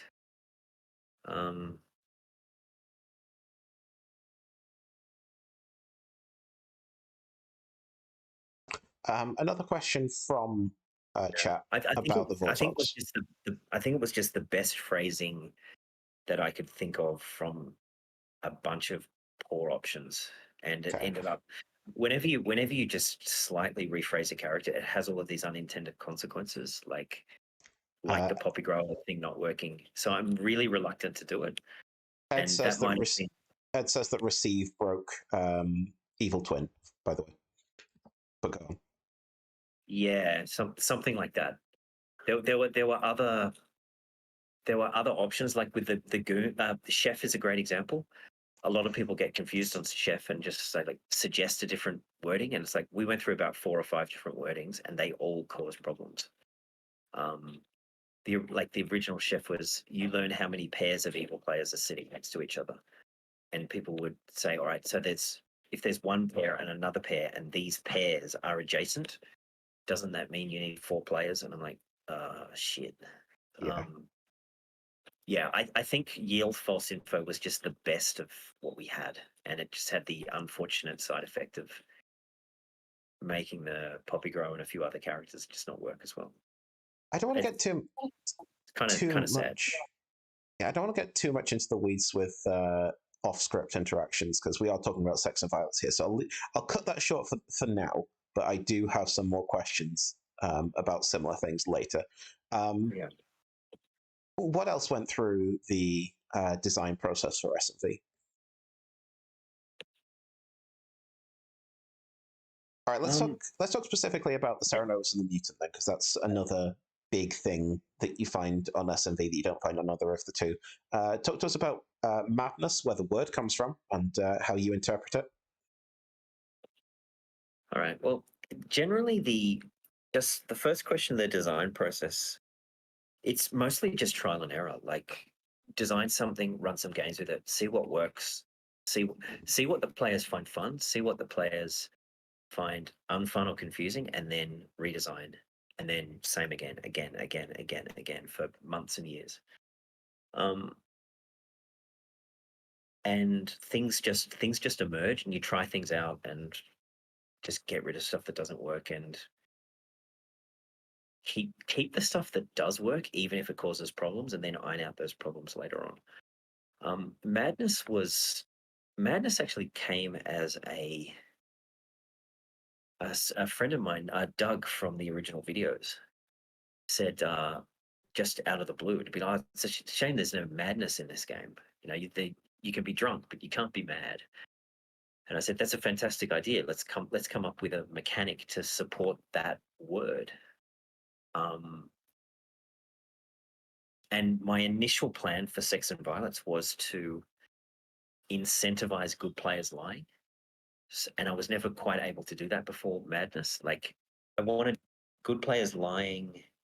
I wanted good players to not say that they're the klutz, and to not say that they were the sweetheart, and to pick other townsfolk instead. It's like I wanted good players doubling up. That was the whole idea of Sex and Violence. And they just weren't. They were, instead of saying I'm the flower girl, they were just saying I'm not going to tell you who I am. So I wanted to take Sex and Violence a step further and have a few characters that you're just not, unlike the butler or saint, you're just not really incentivized to let people know who you are. And when this word came up, madness, I thought, madness is great. That's a great word, because it's sort of, on the one hand, it's Lovecraftian, but on the other, it's kind of fun and zany. It's very evocative. Yeah. And yeah, I just married the two concepts, and the rest is pretty much history. The hard part was I always knew what madness meant, and the play group at the time, a few players knew what I meant, but coming up with a precise definition for madness was super tricky, because it is such a subtle concept. It's much more like, I often explain madness like the deviant. It's like, the deviant character was the storyteller is the judge whether you're funny or not. Sure. Asking the question, if I say this joke, does that mean that I was funny? That's what constitutes humor? These kind of questions are the wrong question. You kind of just know if you're funny or not, and the storyteller is the final judge about whether you're funny or not.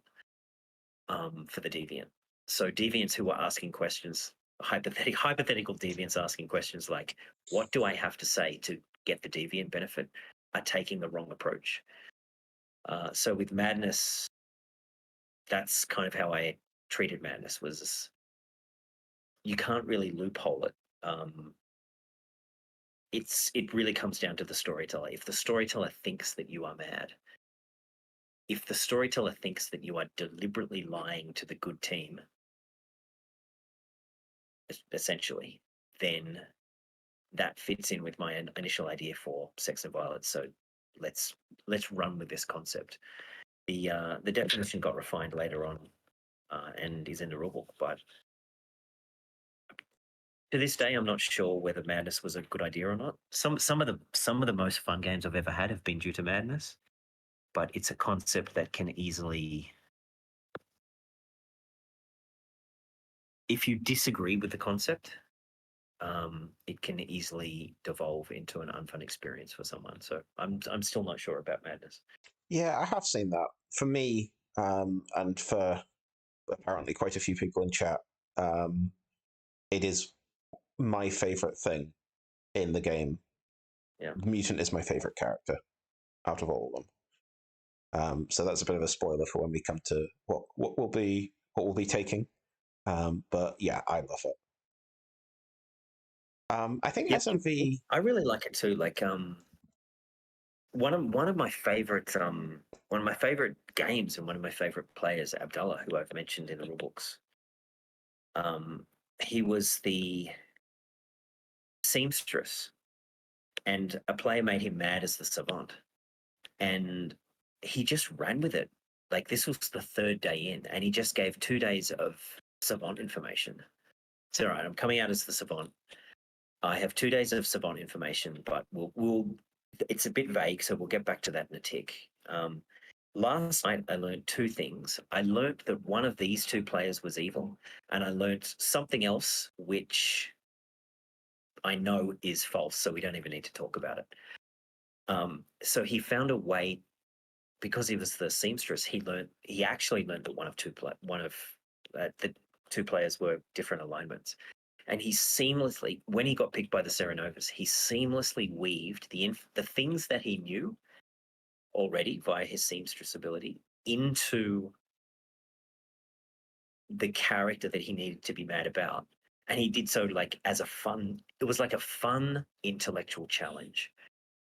And that he succeeded at brilliantly. And so there are certain people that sort of just grab madness by the horns and say, great, I'm just going to run with this because I know it's not the end of the game. And there are certain players who sort of try to get around it or just say what they need to say and don't really get on board with the concept. So I'm glad to hear that there are some people listening at the moment that really do like madness, because I love it as well. I think it can be Absolutely. I think it can be really fun. I'm just aware that it's not for everyone. I think that the word good is not new, but relatively new addition to the Serenos' ability. Do you want to talk about how games went before that? Oh yeah. Yeah, the original Serenovas, you could pick evil characters. Because I wanted to set up the Serenovas for I've got a few characters like the Goblin, where good players are heavily incentivized to bluff as evil characters. And I wanted the Serenovas to merge with those future characters. But for Sects and Violence, it was just like every single Serenovas just chose, all right, you have to pretend to be the witch again and again and again. And the chosen player just wasn't able to do it. And after getting executed because you couldn't accomplish a task that you didn't understand, was not fun for players. Yeah. And being told you have to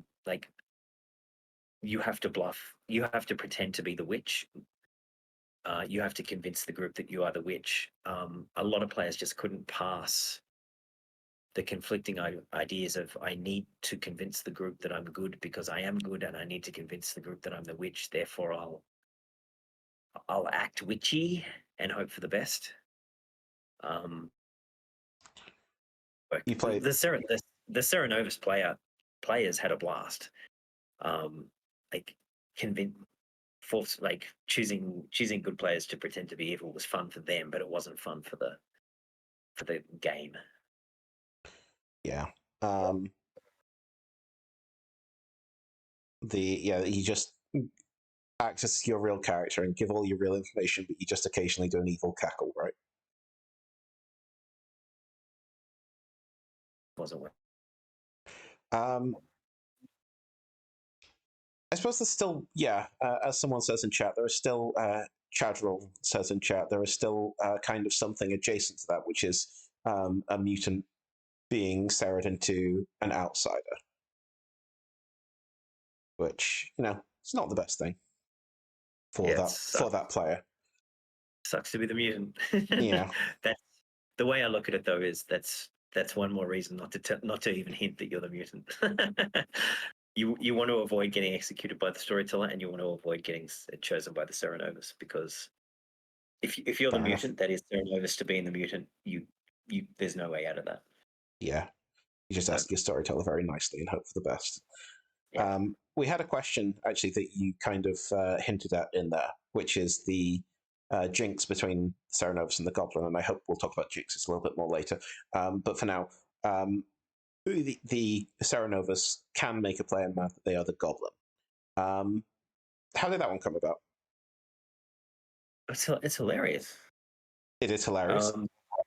Yeah, good players claiming to the Goblin. The Goblin is designed so that you are an evil player pretending to be a good player, pretending to be an evil player, and a character that makes you pretend to be an evil player, pretending to be a good player, pretending to be an evil player is hilarious. Anything in the game that makes good players pretend to be evil, I think is a ton of fun because they get a short-term benefit for themselves and therefore for their team. Sorry, they get a long-term benefit for themselves and therefore for their team, but they have a short-term detriment because they look evil. So I just love the idea of a good player just having to claim Goblin when nominated. I just think it's really funny. Sure. I'd love to be that player. I'd love to be the Cerenovus. If there's the Goblins on the script and I'm Cerenovus, like you bet that I'm doing that. But I also think it's just fun. It's fun for the game. Like when you have a player that is claiming Goblin and you're pretty sure that they're good, it just makes for a really interesting game. Yeah. And the Cerenovus means that happens more often than it would otherwise. Yeah, let's move on from that for a moment and say that SMV also has a couple of controversial characters. We've spoken about the Vigor Mortis, which a lot of people feel like it's quite a weak demon because it adds the townsfolk into the game and it requires you to kill your minions to get its ability. But on the other hand, it's the removing a townsfolk gives pretty easy bluffs, and having that Cerenovus or that pit hag in the game for the whole game pretty powerful. What do you think about that one? I tend to agree. There's a number of characters that are designed not so much to be played, but just to be on the script. Sure. I mean, Drunk is a classic example. Goblin is another classic example. The fun in Goblin is it being on the script, and claiming Goblin when there's no Goblin. Like that's really where the fun is, for me at least.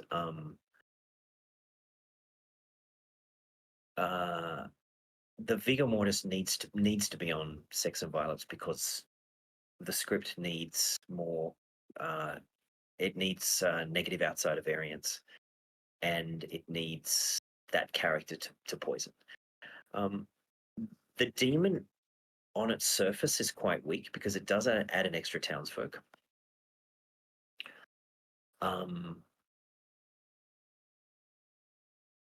And your own minions are dying. But having Vigor Mortis on the script gives cover for minions and makes the game overall more balanced towards the evil team because the minions are public, meaning that when they act, they have a tell. And without the Vigor Mortis on the script, if someone got changed by the pit hag or cursed by the witch and died, and there's only one minion in the game, you would know for a fact that all the dead players are good, and that is way too much information for Sex and Violence. So the Vigor Mortis needs to exist on Sex and Violence because there is a lot of information and the minions are public. There is no other choice. Whether the Vigor Mortis is powerful enough to be warranted as a demon that you draw out of the bag in that environment, I think it probably is. There's a trick to Vigor Mortis though. And I can't remember what it was. Because such a powerful trick. Yeah. Oh no, this is the one. There's a really interesting confluence of two ideas in Vigor Mortis. The first one is that you kill your own minions. And usually those minions don't know that it's coming. They'll wake up and be told that they're dead, so that they appear genuinely surprised, because they are genuinely surprised, so they look good. There is also one less outsider on the script. So there is an enormous opportunity with the Vigor Mortis for killing your own minions and those minions claiming to be outsiders. Because all of the outsiders on SMV. Yes. Yeah. Yes. So the Vigor Mortis is sort of designed for that to happen, for the killed minions to be claiming, particularly Klutz and Sweetheart. These are outsiders that you don't really claim until you're dead anyway. Yeah. And minions are claiming on the morning that they die. And claiming these outsiders throws the good team off balance, because they think that someone is now drunk when that's incorrect. Or the Klutz can choose an evil player and make it look like a good player. And the extra benefit is, when these minions claim to be outsiders, that there is a benefit for doing so on the morning that they wake up after being killed. And this overlaps with the benefit of there being one less outsider in play, because that's the second outsider, or that's the outsider that should be in the game. So I think if the minions more often than not claim to be outsiders, the Vigor Mortis looks like a different demon. And for the price of losing your vote, you get to spread a ton of misinformation as a minion. So I think it's worth it. I don't think it's the strongest demon there is. But I still think it's worth it, as long as the minions are on board, are aware that they're about to die, and have a plan in place, particularly if it's claiming outsiders. I would like to say about the Vigor Mortis that of all the demons that I have ever been 4 or more times, Vigor Mortis is the only one where I have a 100% win rate. Nice. Yeah. Super nice. Yeah, it's my second favorite demon after Pucker, but it's a bit of a controversial one, so I thought I'd bring it up. I think, Navian, the one that you might be less keen on than the Vigor Mortis, though, I think is going to be the Evil Twin. I know you're not a huge fan of that character. Why are we talking like I'm not a big fan of Vigor Mortis? I fucking love Vigor Mortis. No, that's what I mean. You like the Vigor Mortis, but one that you might not like as much is the Evil Twin. I think. Do you want to highlight some of the issues with that one? So I think that the reason that I personally don't like Evil Twin is sort of something that Stephen brought up before, which was talking about players who are okay with a certain type or level of conflict. And I think that Evil Twin is sort of like an epitome role of, very direct, very loud conflict. I'm personally not necessarily inclined towards that as a whole person, not just as a game player, but like as a whole person. So for me, Evil Twin is often a type of conflict that I don't enjoy. I don't think that makes it automatically a bad character. There are definitely people who really enjoy being the twins. They can handle that specific type of pressure or stress.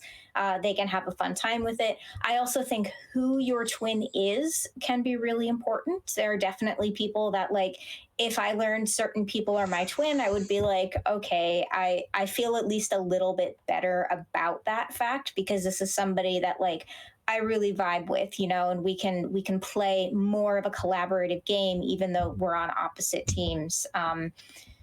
So yeah, I think it's just a minion that's designed for very specific types of conflict, and so it can create a very strong response in players.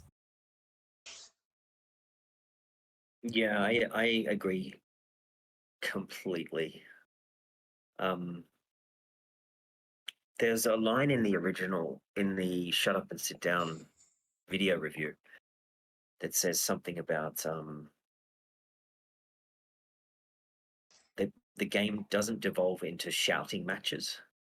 And that was something that I really didn't like about Werewolf.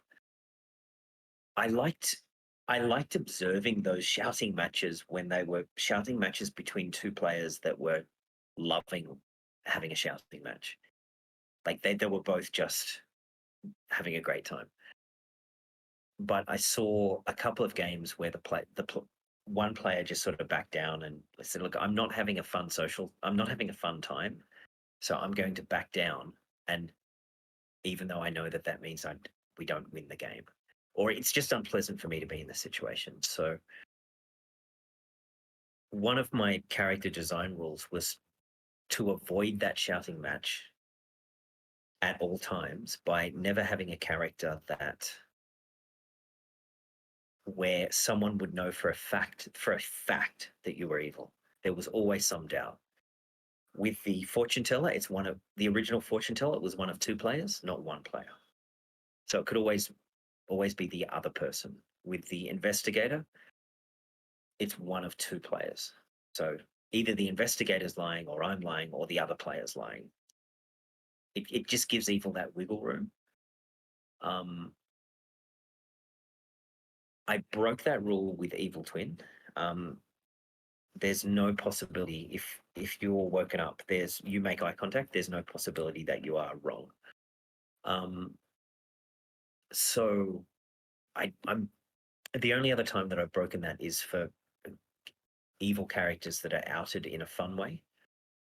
For example, I think Psychopath is fun to be outed. That's where the fun of the character is. But you're not Evil Twin, exactly what you said. It's up to the storyteller to pair the evil twin with a good player that player has rapport with, or that player is evenly matched with. Basically, you need to select a good twin so that both the evil twin and the good twin have a good time. If you pair up a dominant, loud, aggressive player with a timid new player, that's not going to be a fun game. No matter if the timid player is the good twin or the evil twin, doesn't make any difference. So if you're a storyteller and you've got an evil twin in your game, please select a player that you think. Please select a pair that you think is going to have a fun time arguing with each other. Couples can be great, or they can be not work at all. But you'll sort of, if you know your group, you'll be able to make that decision. I think there is one other character on this script that has the similar issue, and it's the other character that I want to bring up, which is the Snake Charmer. Because if the Snake Charmer hits early, particularly on the first night, then you do have another good player who knows 1, 2, or 3 people who are the minions for certain. Yeah. It's still not game over, though. No, absolutely. Almost certainly game over, but not certainly.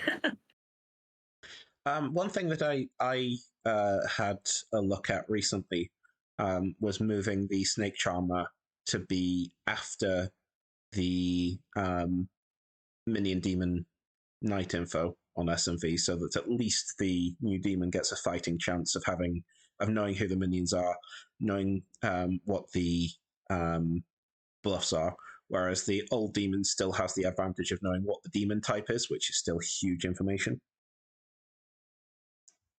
Well, are you talking on the first night?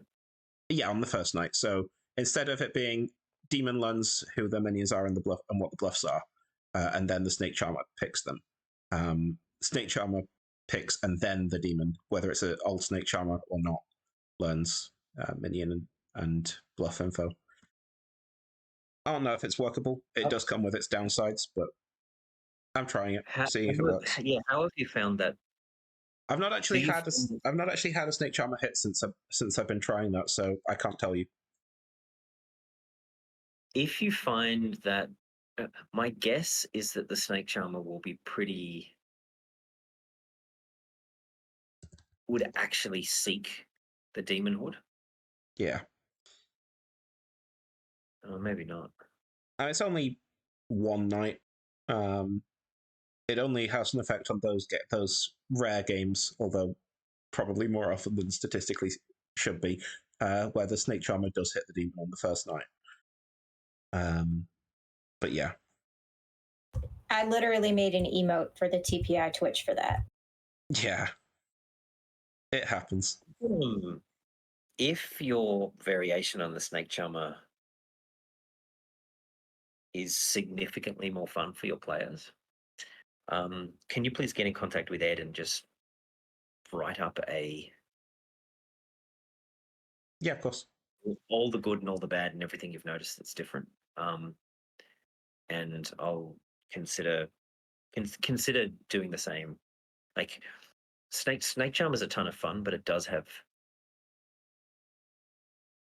It's one of those characters that's so fun that it can't not exist, but I don't quite know how to fix it. One of the fixes that I had in mind was you're not poisoned, so you can actually, if you're the demon turned snake charmer, you can actually find the new demon and change back. But then it doesn't have the poisoning, which is sort of thematically crucial to the snake charmer. And you'll have demons that just don't come out as the snake charmer. Like if a snake charm happens, no one knows because no one's going to say anything until the final day. So there's a couple of ways to fix the snake charmer. I really don't know what's going to work and what isn't. But I actually think it's a fine character as is. I think it's many players' favorite character. Yeah. So there's probably an improvement to be found, but I don't think it's a necessary improvement. Ed in chat says that if anybody has any thoughts or tries anything and it seems to work, feel free to get in touch with him. Just reading that note out. Another common suggestion is to turn it into an each night, not the first night character. Don't know how that would work, but yeah. You could, but generally, I reserve the asterisks. The only characters in the game that don't act on the first night are characters where it makes no sense to act on the first night. Yeah. Demons killing the first night doesn't make any sense. Monks have no one to protect. The Undertaker has no one to. Now that's interesting because the Exorcist can pick a pucker on the first night, and those are on the same script, but the Exorcist doesn't wake on the first night.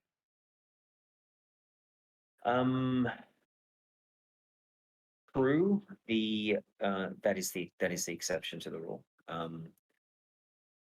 I was thinking more about custom scripts. Having an Exorcist that wakes on the first night in custom scripts where there is no pucker just doesn't make any sense. And it will be very silly with a leech. Yeah. Okay, I think those are the characters that people often have question marks next to. Really discussed. So I think there's another character with an interesting history. Do you want to talk about the juggler? Doesn't everyone know already? Probably, but there's a lot of people who've only been getting into the game in the last few months, so they might not. Well, the original Trouble Brewing was designed for the good team to just reveal all their characters. Maybe lie, but definitely reveal and not stay silent. And most games that didn't happen. Some players would reveal, some would not. And Sex and Violence being the game where everyone's supposed to be revealing and lying, I just decided to make a character who that was their ability, was to encourage players to reveal who they are so that the juggler can confirm people's claims. So you're not confirming characters so much as you're confirming people's claims. And the idea being that would incentivize people to claim both and tell the truth and lie. I wanted to do this, but there was one player who was already, every game, he would say, all right, everyone go around the circle. No one did this last time, but this time we can get it right. If everyone reveals, if at least if half the group will reveal, I will reveal my character as well. The demon can't kill everybody. This is a great strategy. and most of the time sometimes the players did it, sometimes the players didn't. But the guy who kept doing this was named Julian, and it became known as the Julian Gambit. We would play a game, and people would say, "You want to do the Julian Gambit or not?" And so I had this idea for Sex and Violence, and for the players to do what Julian was doing anyway. And Julian is a professional juggler. And so the character was named the Juggler in honor of the Julian Gambit. There you go. Just a fun story. Yeah. There's a yeah. And there's a funny. Well, I think it's funny. If Julian's listening, he'll probably be slightly sad. But Julian is also a professional. He's a juggler, but he's also a professional. No, I think he's an amateur juggler. He like trains jugglers and does it for fun. But he's a professional photographer for live events, mostly circus events and alternative events. He'll go to circus shows, photograph people, and earn a living from it. And having he now has people. He said to me the other day, I have people come up to me and say, "Oh, I know you. You're the guy that has his name in the Blood on the Clock Tower credit, like in the Blood on the Clock Tower rulebook." And so he said, "Steve, people are coming up to me because of Blood on the Clock Tower. No one is coming up to me because of my photography. I've worked for 20 years to make a name for myself, and I finally make a name for myself as a juggler in a board game."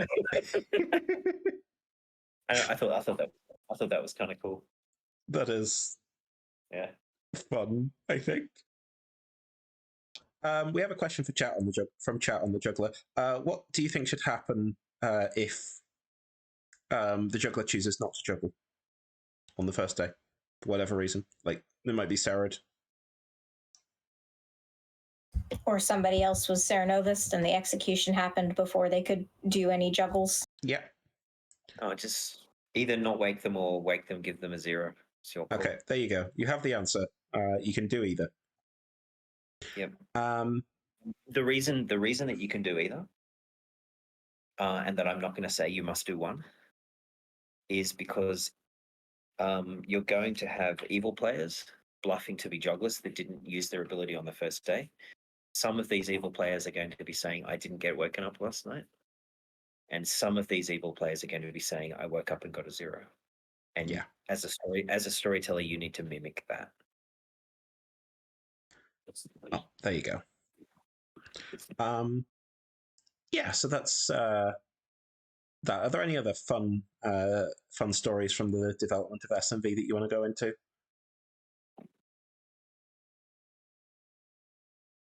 I have no idea. If not, that's fine. We can. There's probably a bucket load, but nothing springs to mind right now. That's fine. If you think we of any... did have a question earlier about how frequently you sort of like changed up your playtest groups when you were sort of ironing out these base scripts. Yeah, did you just sort of have the same players when you were working on SMV, or did you try to spread out your player base so you could get maybe some different play styles or different metas in? Oh, excuse me. I had the one group, but that was a group that grew from 10 people to 50 people to 500 people. And so the group was there were a few core players, but the group changed over several years, to the point where it was like different days would have different players all the time. So with Sex and Violence, it was pretty much only designed with the Sydney group playing, but yeah, that would have been with 500 people in the group. That probably would have been with about 1,000 different players all up. So it was pretty varied, but it was all under the umbrella of Australian style.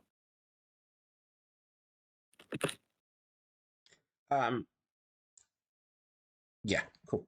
Are there any? And is there anything on SMV that you think works like in a particular way that you didn't expect it to? Like, for instance, um, did people act with the dreamer as you expected them to, and with the philosopher, or have people surprised you a lot with characters? Yeah, I thought philosophers would choose characters other than the snake charmer. Do you want to go dreamer or snake charmer? Those are your options. Yeah. Do you want to be the snake charmer first night, second night, or third night? That's you got three options.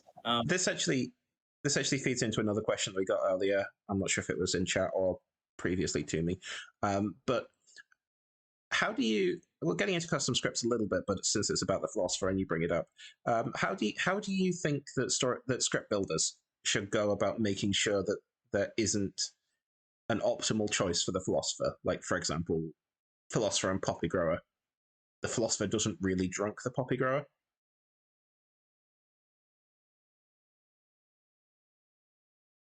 I still don't think that means it's an optimal choice, though. Okay. You're doubling up. Like, if there is a poppy grower in play, you're wasting your ability.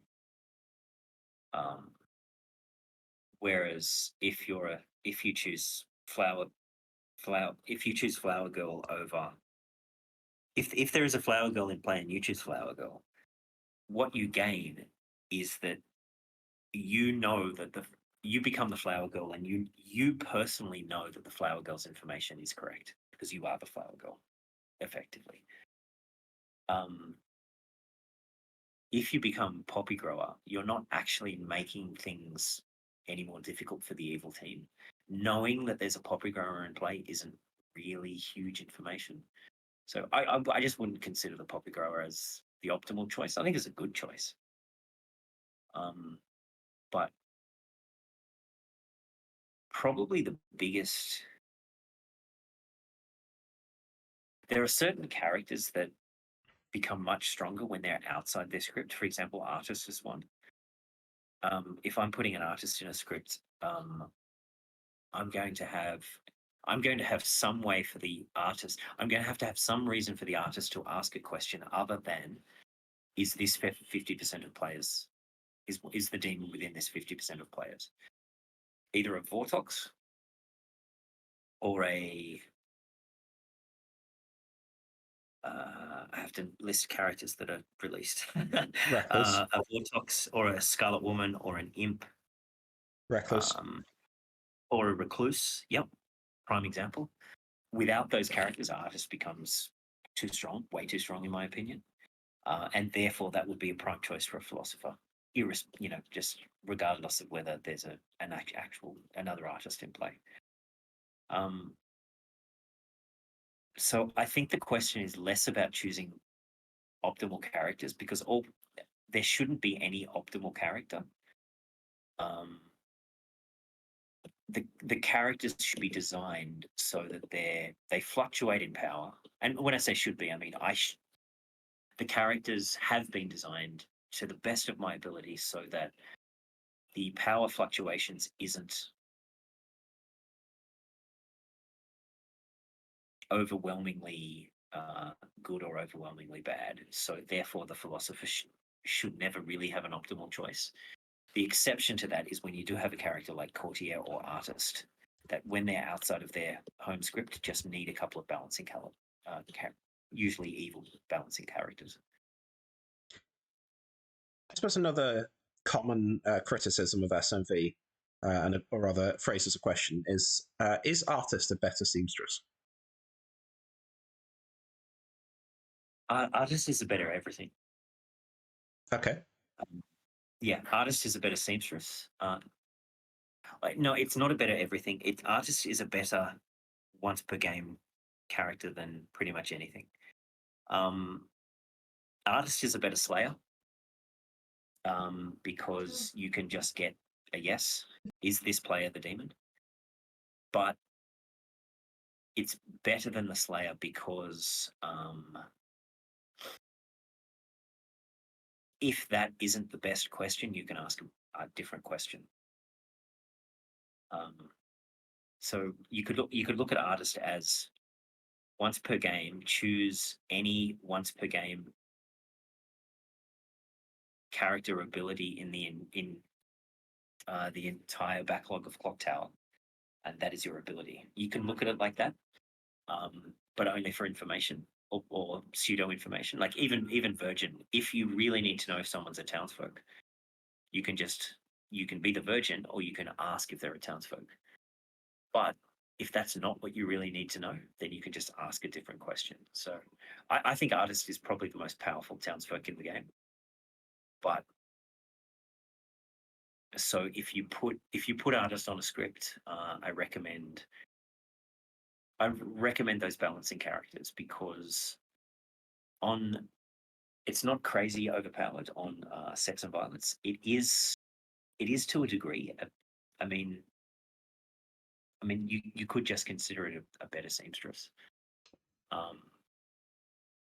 But there are because it is a better seamstress, the likelihood of the philosopher choosing artist is higher than philosopher choosing seamstress. That's interesting. And the script itself is designed to make the artist information, particularly in Sex and Violence, can be easily flipped. The Nodashi can do it. Nodashi can do it. Like all 4 demons can do it. No, sorry, not all 4 demons. Nodashi can do it. Vortox can do it. Vigor Mortis can do it, and Fangu can make it irrelevant. Vigor Mortis can do it. Fangu can make it irrelevant. If the seamstress is, sorry, not the seamstress. If the sweetheart dies, you can bet that, if possible, I'm making an artist who has not used their ability yet drunk. The downside, I guess, to the artist is because of all of this, you really do want to use your ability earlier on in the game, and the players will be asking you to use your ability as soon as possible. So there are sort of some secondary considerations with artist, but they're more sort of social. There's Sex and Violence stuff which balance it out, or there's social pressures for the artist that I don't think fully balance it out, but are to be considered when considering the artist power, particularly philosopher. Like the number of times I've seen the philosopher turn into the artist because it's such a good character, and it makes the artist drunk. So just quickly before we have to go for another ad break, another Twitch mandated ad break, do you think?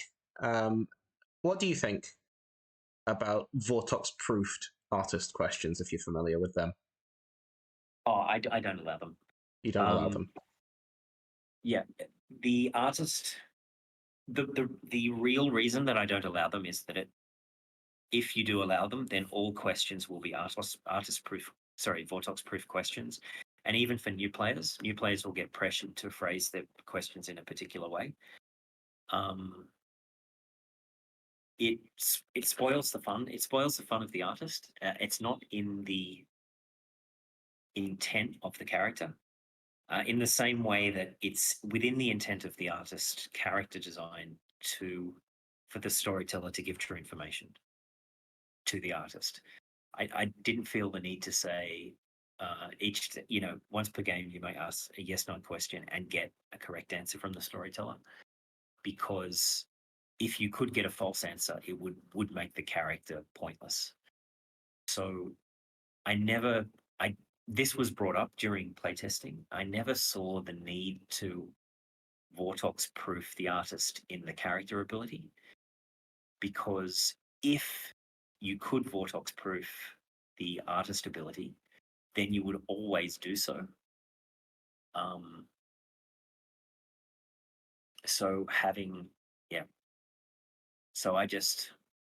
I just don't allow it because it's not in the intent of the character, but the sort of the technical justification for disallowing it is the storyteller needs to understand your question. If you ask an artist question that is too vague, such as "Will evil win this game?" the storyteller's can be like, "Oh, well, I think they will, but I really don't know." That's a vague question. It is a yes or no question, but it's a vague question. That is a legal question. But I think the storyteller should just say, "Look, I don't really know how to answer that, so please just ask another question." If the artist asks a question that is a yes or no question that the storyteller doesn't know the answer to, such as, "Did I have cornflakes for breakfast?" The storyteller just can't answer that question. Fair enough. So All right. I don't. Sorry, just to finish off, I don't feel the 1 minute. need to prevent that. Similarly, with vortex-proof questions, I think the storyteller is within their rights to say, "I actually don't understand this question. Please ask a different question, one that I can understand," because a enough. vortex-proof question is hard to understand. All right. We're going to send you to another short ad break. And whilst you're gone, any subscribers and people watching this back will be treated to the answer to the question of Steve. What is the best artist question you've ever heard, and what are the best pieces of savant info you've ever heard? But for the rest of you, you'll have to watch it back to find out. Steve, what is the best artist question you've ever heard, and what is the best savant info you've ever heard? Do you mind if I actually just take a short break to grab a glass absolutely. of water? We will not be hearing that right now, but we will hear that at some point. Just give me a tick. Yep, subscribers and people watching it back. We're also going to take a short break to get water. I mean, I have some. Levin, are you still there? Yeah.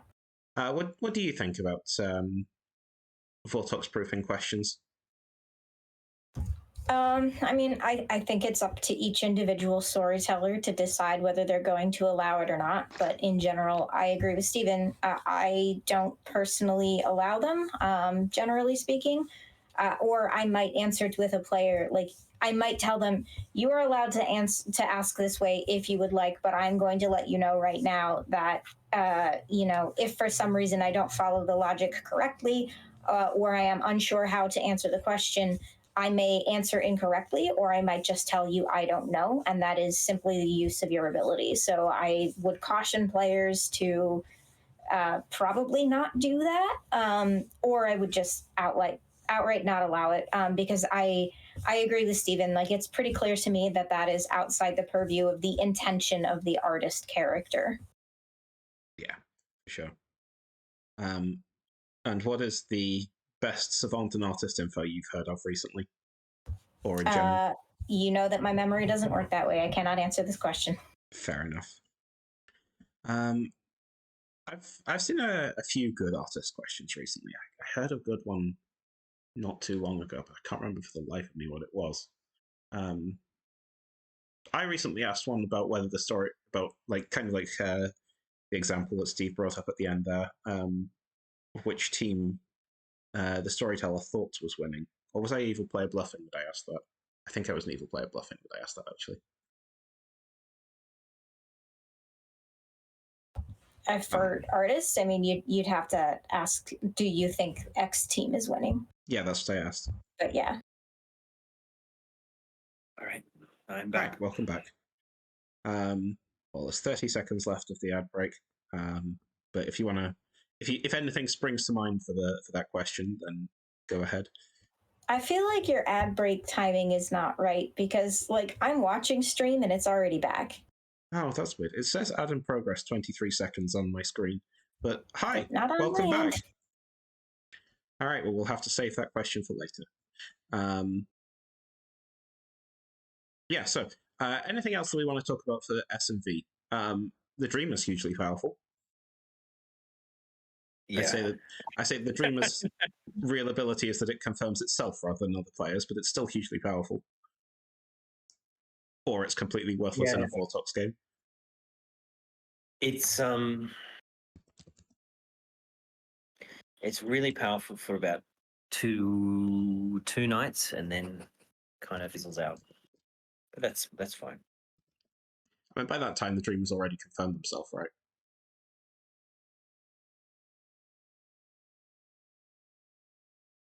Yeah, you usually get a chain of 2 or 3 players confirmed enough. Dreamer would be great if if the Widow is in Sex and Violets. That would make Dreamer a lot more interesting, I think. Yeah, I can see that.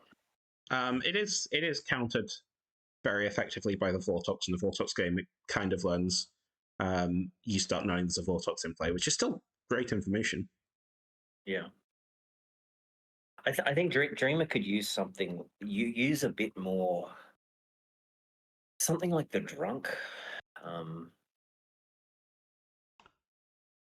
The characters that they usually show the Dreamer. It's If I know what the evil player is bluffing as, Dreamer's just not a problem.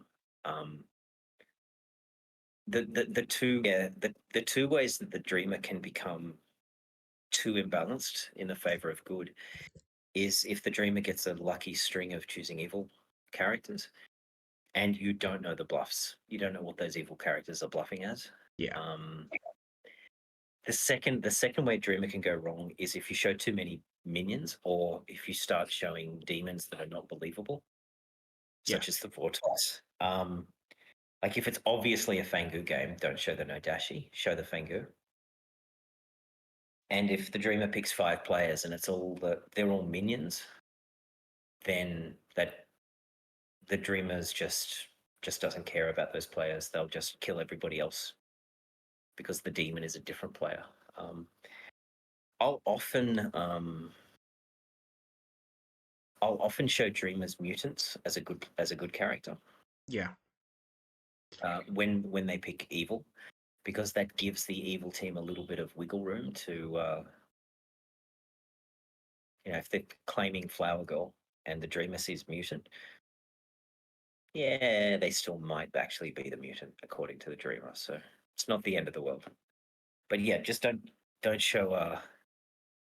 If you've got a witch in the game, if the witch is the only minion in the game, don't show Pit Hag or Evil Twin or something. You just need to make sure that your information is believable. Because if it's not, you're giving way too much information away. Yeah, for sure. Another combination which some people have a bit of an issue with, and I think it's fine. I think there are counters to it, but I think it's also it strengthens an already quite strong character. Is Clockmaker with Evil Twin. How do you feel about that? Oh, excuse me. I have a soda water bottle that makes a fizzy sound. Oh, that's fine. Sounds like I'm making a hissing sound. That'll be the snake charmer. Yes. Yeah, Clockmaker Evil Twin isn't great. It's less of a problem in larger games.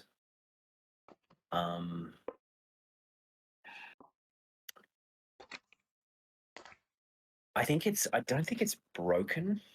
I think it's probably it's more powerful than I would like.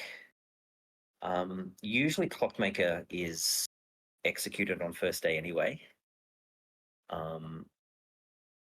Serenovasing people into the Clockmaker is great, but if you've only got 1 minion and it's an evil twin, there is no Serenovas.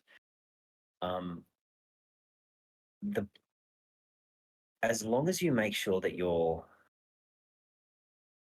not even make sure, if the 2 players that the evil twin, the 2 possible demons that the evil twin are pointing to are 2 totally different players than the 2 players that the good twin is pointing to, you should be all right. you tend to get issues when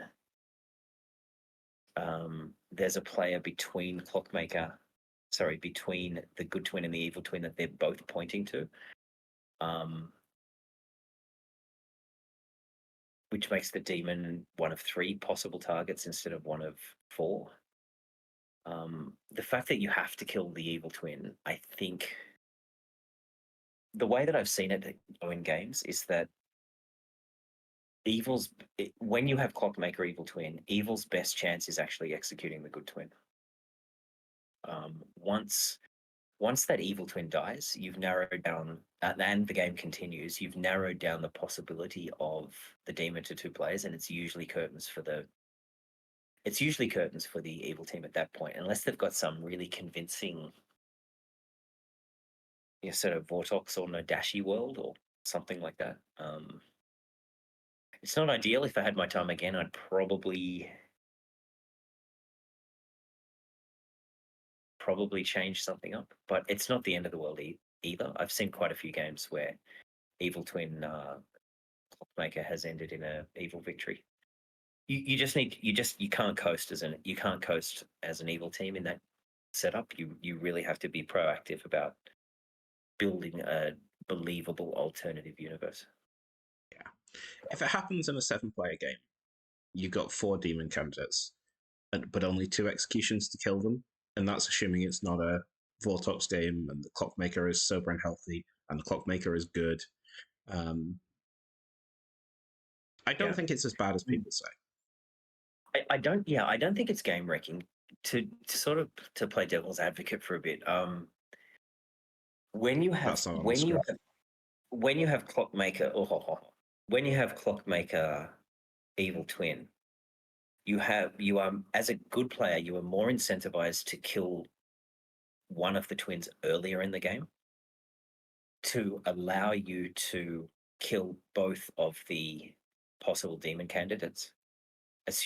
Like, you kill the evil twin, there's 2 possible demons, one left, one right, you can kill them both. So what that means is, with Clockmaker Evil Twin, you'll be killing one of the twins earlier in the game, which means you're acting on less information than you otherwise should have. I don't think that fully balances it out, but it goes some way to do so. Navian, what do you think about any other balance issues on SMV? Anything else you want to bring up? Not really. Fair enough. No, I think that's fair. Pit Hag and Barbara is a fun combination. Always loved that one. Yeah. Another thing to do when you're in a situation is actually just go as evil. Just go for a totally different strategy. Like, kill one of the twins to make it look like a Vigor Mortis game. Either one is fine. That way you avoid the narrowing down to 2 players from 4. If you've got a witch, kill evil and good players just to get the numbers down to reduce the amount of executions the good team has. If you've got Pit Hag, maybe go for a Klutz win.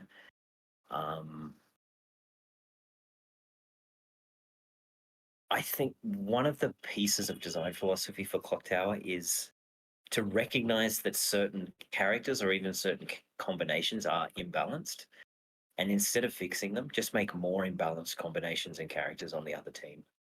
Fair enough. I got a huge amount of complaints when we did Vigor Mortis, well, the original Vigor Mortis, because people were saying an unkillable Pit Hag is going to make things unwinnable for the good team, and I'm like, well, not really. The good team have got lots of ways to overcome that. So, my final question then on SMV, before we wrap up SMV, is the Fangu the most powerful demon in Blood on the Clock Tower?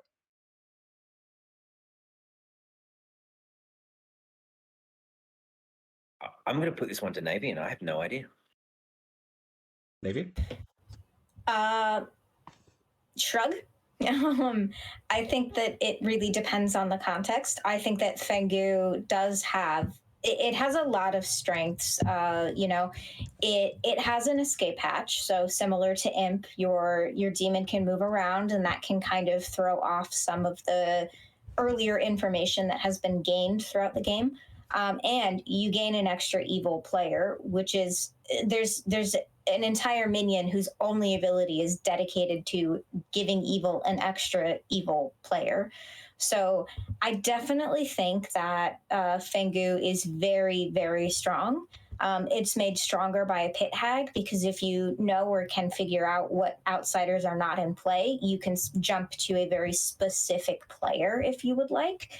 So I do think it's on the stronger side of demons, but it's all very contextual, right? Like there's definitely games where I think the Poe's ability to kill 3 people in a night is going to be stronger than a Fengu's ability, even if their ability causes a jump. Well, let's put it to chat and see what they think. Chat, is Fangu the most powerful demon in Clock Tower? There is a poll. Go vote. And we'll wrap up SMV now. All right. Steve. So just Yeah, I think I don't know if it's the most powerful in the released versions, but it is certainly like 100% not the most powerful demon in Clock Tower, including all unreleased characters. Fair enough. Most powerful released demon in Clock Tower. Yeah. Steve, you're on the good team. What character do you want to be, and what are you going to do with it? Sects and violets, hey? Yep. Oh, philosopher. Okay, that just pushes the problem back a step. Yeah, no, fair enough. What are you going to do with your philosopher ability? I had a great game when I was the pit hag, and I changed one player and then turned myself into the philosopher who deliberately doubled up with a good player and didn't tell anyone. It was great.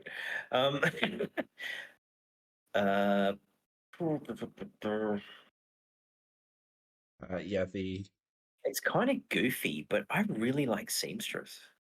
Seamstress. I like artist. Maybe Okay. artist or seamstress. Artist. I'm always.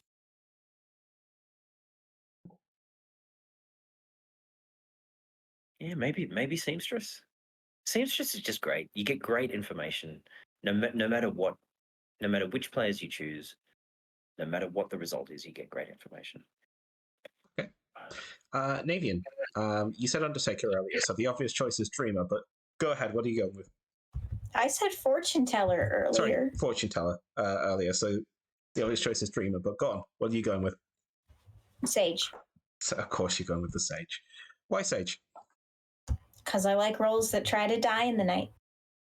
And obviously I'm going with the Mutant because there is so much fun you can do with the Mutant. But if I'm going with a townsfolk, yeah, the artist allows for a bunch of creativity, so I can probably see that one. I don't know. I'm kind of feeling juggler today. I like juggler. If the players are actually willing to reveal, like if you can get 3, 4, or 5 players to reveal their roles, or even just lie about their roles, Juggler's awesome. Juggler's so much fun. Yeah, if everyone just refuses to say anything, it becomes less helpful, but still, it's a fun character. And final question of this version for the stream. What's your red token, Steve?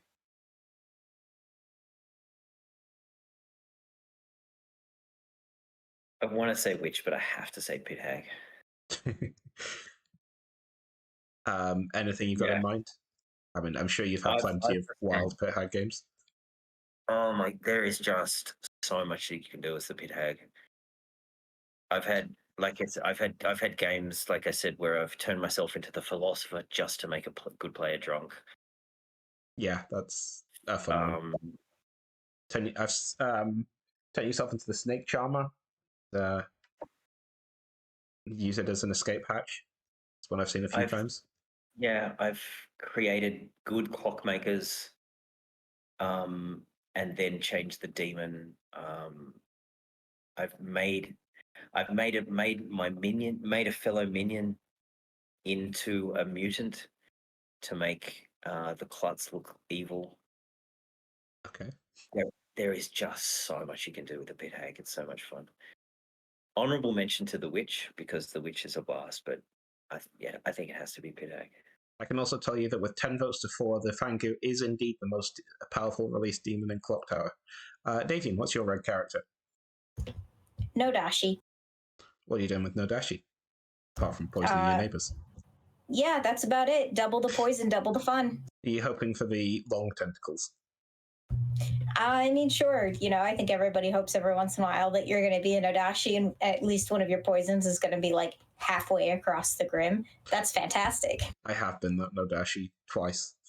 I think I'm actually going to go witch. I know you'd expect me to go Saranovus, but it depends on who I'm playing with. If I'm playing with people who I know will enjoy a Saranovus, I'll go Saranovus. But I think witch just kind of has a little bit more, probably the most social play to it from all of these evil characters. Trying to figure out who's likely to nominate. Yeah. Okay. Which is pit hag is a thrill to get, which is a thrill every single night. Okay. And with that, we have the final question on the base scripts. And we ask this to every guest that we have. We usually ask it first, but before we talk about their custom script that they're bringing in. But with you, Steve, we're asking it right at the end of this section, and that is, which of your babies is the best script? Of the first three? Yeah. TB, BMR, or SMV. What's the best script? I used to say Sex and Violence, and now I've come back to Trouble Brewing. Trouble Brewing?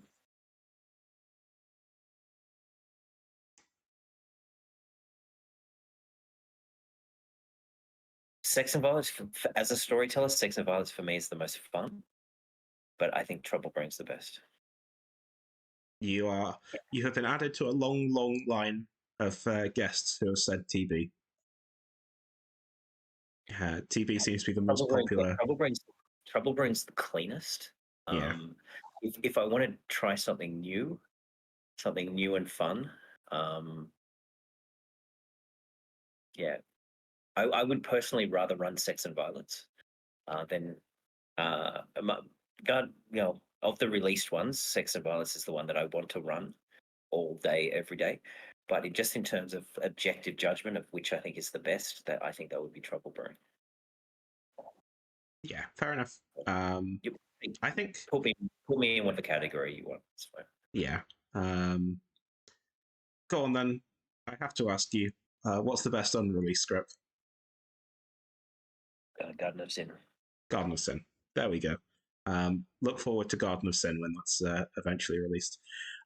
Okay. If you hate your storyteller and you want your storyteller's head to explode, then Midnight is a really fun script. The players love Midnight, but it's such a nightmare to run.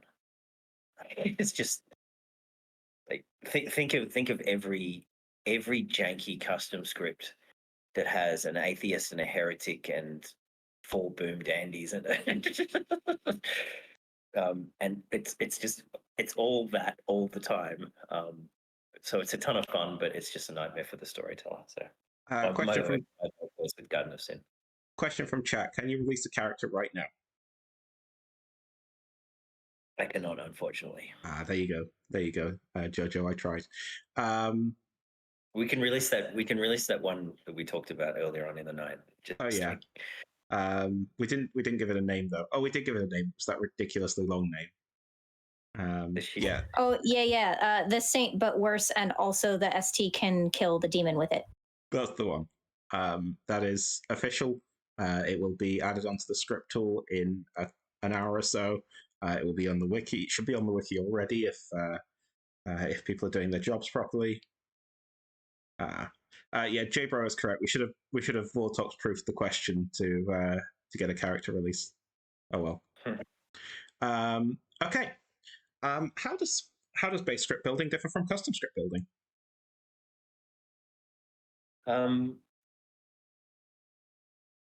custom script building is for a different. For a different audience. A custom script is for you to run with your friends, and for an audience that is presumably okay with wackiness, good wackiness and bad wackiness. Wackiness in the sense of something new, but also in the sense of, well, that didn't work. So I think when making custom scripts, it's not only easy to just do something silly, but it's even desirable. Like even a lot of my custom scripts just have things that break or don't work, and it's fine. Like as long as your players are fine to just muck around. Custom scripts are just really fun to make and really fun to play. And so yeah, you can just sort of go nuts, do whatever you want, and just have some fun. I really think that should be what custom scripts are about. And when playing a custom script, be open to finding loopholes and taking advantage of them, and that being perfectly okay. Like I found this thing that kind of breaks this character. Yeah, well, maybe it does, and that's actually kind of fun to figure out. Also with custom scripts, the big thing is just don't worry about outsider variants. Like if you're trying to turn your custom script into giving +1 or -1 outsider by like adding a balloonist or just adding a baron, it's probably not going to work. Because if, like, for example, if you add a balloonist, but there's no one claiming balloonist, there's no outsider variance. If you add a baron to the script, but your other your other minions are the evil twin, the Serenovus, and the pit hag, no one's ever going to believe that there's a baron in play when there isn't. So most games won't actually have any outsider variance.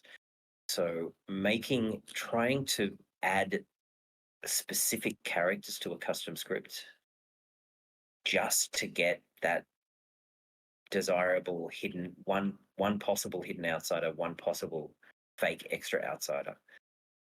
I think it's too much of an ask. Just add a sentinel. Make the script that you want to make, and then just add a sentinel. That's what the sentinel's there for. Similarly with poisoning, like if you've got a script where you're like, oh, I'm going to add a poisoner so that there can be misinformation, but your other 3 minions are all obvious, the players will know when there's no poisoner in the game. So, and they'll know when there is a poisoner in the game. So it's actually not serving the purpose that you want it to. So just add a fibbin. Make the script that you want to make and add a fibbin. And the same with Spirit of Ivory. These 3 characters, Spirit of Ivory for evil and Duchess for extra information.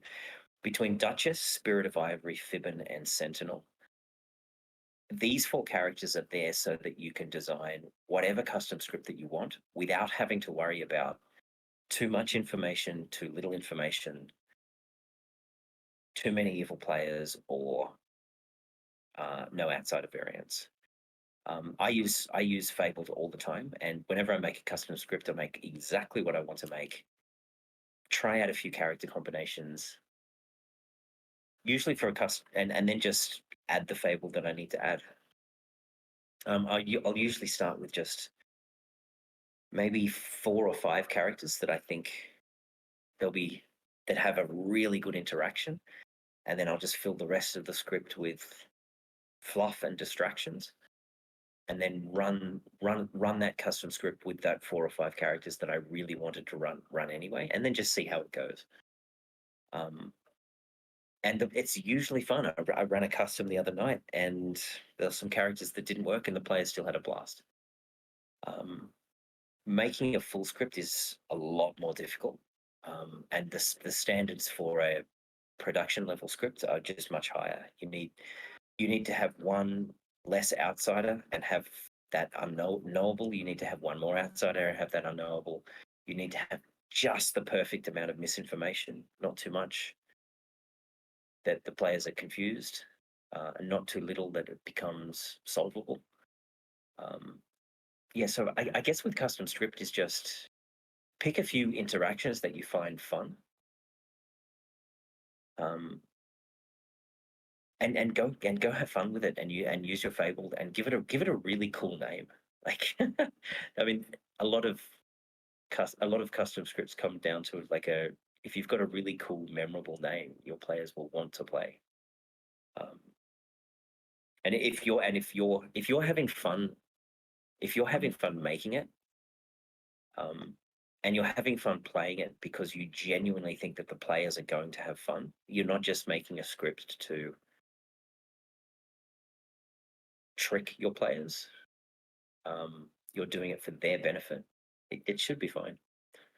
So, one thing that we bring up when we're looking at custom scripts is that all three of the base scripts have an outsider modification window of 2, and only ever one character modifying outsider in play at a time.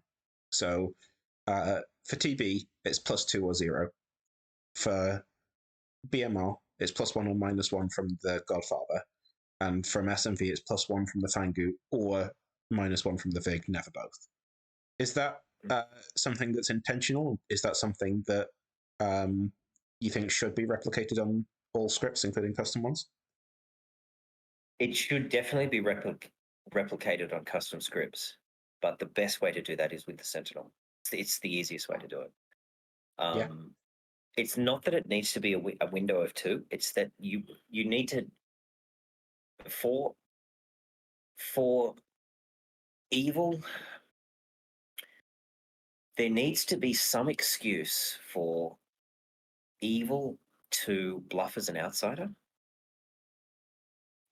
without it being obvious that evil is bluffing as an outsider. If you have no outsider variance and you're supposed to have one outsider and you have 2, you know for a fact that one of those players is evil. You should kill both of those players because you've just, like, presumably the storyteller has just given the demon an outsider bluff that has lost them the game.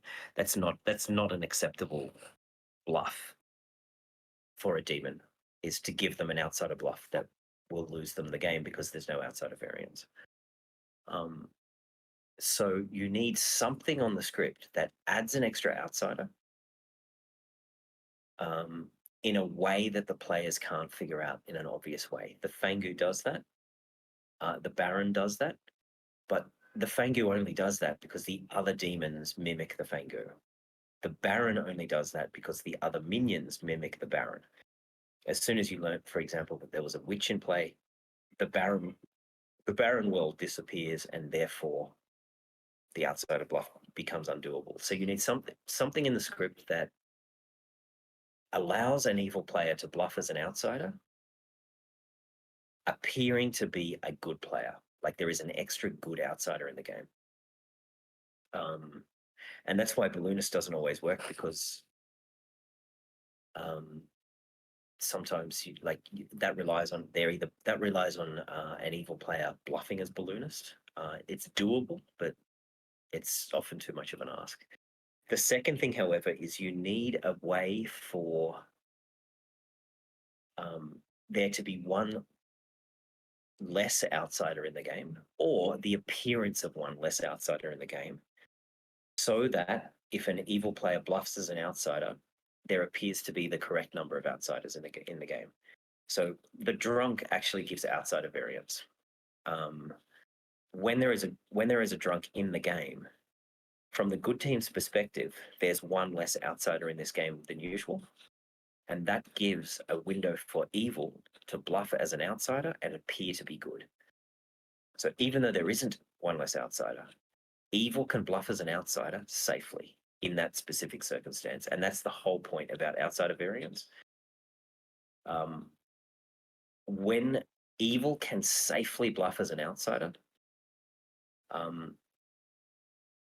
both by adding an extra outsider to goods perception or by keeping the count the same, then the good team will never know whether the outsiders are all good or if there's an evil hiding among them, and that's the crucial thing.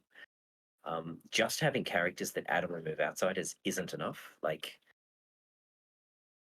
Because in certain you need to make it enough in all circumstances for that script, not just in the circumstance where there is a Baron and no witch, for example.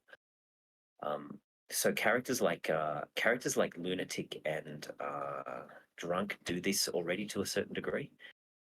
Fangu Vigor Mortis Baron do this more explicitly, but they need to be paired with, like, the Baron is paired with minions that hide the Baron. The Fangu is paired with demons that hide the Fangu, so you need to think of that as well. So you can do this for a custom script. It's actually really difficult to do. So just use a Sentinel is my best advice for custom scripts. Okay. Yeah, go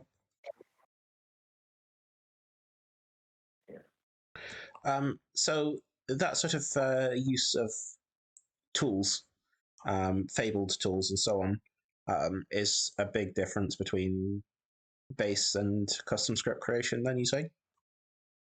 Yeah, it's huge. Because for a production level, I don't want to rely on those releasing an edition that has to have a fabled in. Just doesn't feel right, but it's perfectly fine for custom script. You wouldn't consider putting a fabled onto a script, then saying that this script works with this fabled for a base script. Like, you would never consider releasing a script that needs, say, a Doomsayer to work. I've thought about it in the past. There's a problem with Garden of Sin, the Tomb, and Midnight, and they're three separate problems, and they're all problems that could be fixed by a fable. So if we do link a fable to future expansions, there will be one specific fable that is linked to every expansion that is usable outside that expansion. I just want it to be consistent. Either it'll be all unreleased expansions have a fabled, or no unreleased expansions have a fabled. On a related note, I believe that, and you don't have to confirm this, of course, but I believe that Riot is tentatively assigned to one of them. I don't remember which, but one of them.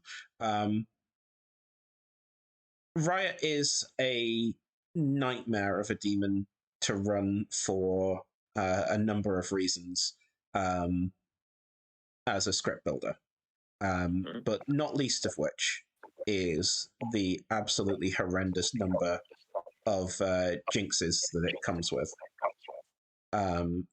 You've got a bit of an echo, by the way, at the moment. Is it possible to build a script that, with some of these funkier characters, not necessarily Riot, but just speaking in the abstract, that doesn't have jinxes? Because none of the existing scripts have jinxes. So is that something that's posing an issue to you for script building? Not really, to be honest. I think I've run Riot in Garden of Sin, and I don't think there's any jinxes. Ed might be jumping up and down at the moment with a possible extreme factual inaccuracy, but I don't think there are any jinxes with Riot in Garden of Sin. The reason I'm keeping Riot is because it merges with that edition very well, and it's just a really fun demon for a one-off game. Generally, I don't. That's another consideration as well. Like jinxes, I just don't want jinxes in full production scripts. It's one more thing for players to remember that will sometimes get forgotten. I'd rather just rewrite the characters so that the jinxes disappear. I mean, that's what we did after Kickstarter, when we would fix one bug and that would create 2 jinxes. And then we would fix those jinxes with the character rewrites, which would create 5 more jinxes. So for production level scripts, I do want them to be jinx free. But with the number of characters, like with 300 characters, it's just not feasible to have every character combination jinx free. Yeah. And another consideration for production scripts is not only just jinx free. Jinx free is sort of like an afterthought. If you make a script that's jinx free, yeah, maybe it's great, maybe it's not. But I'd rather play a script that's really fun, that has a jinx or 2. So when you're making your script, like 1 or 2 or 3 jinxes is fine. If your script has 17 jinxes, it's just too much to remember. But it doesn't have to be 0. For production though, if there's a couple of jinxes, I'll either just swap out the characters or I'll just rewrite the existing characters so that it works.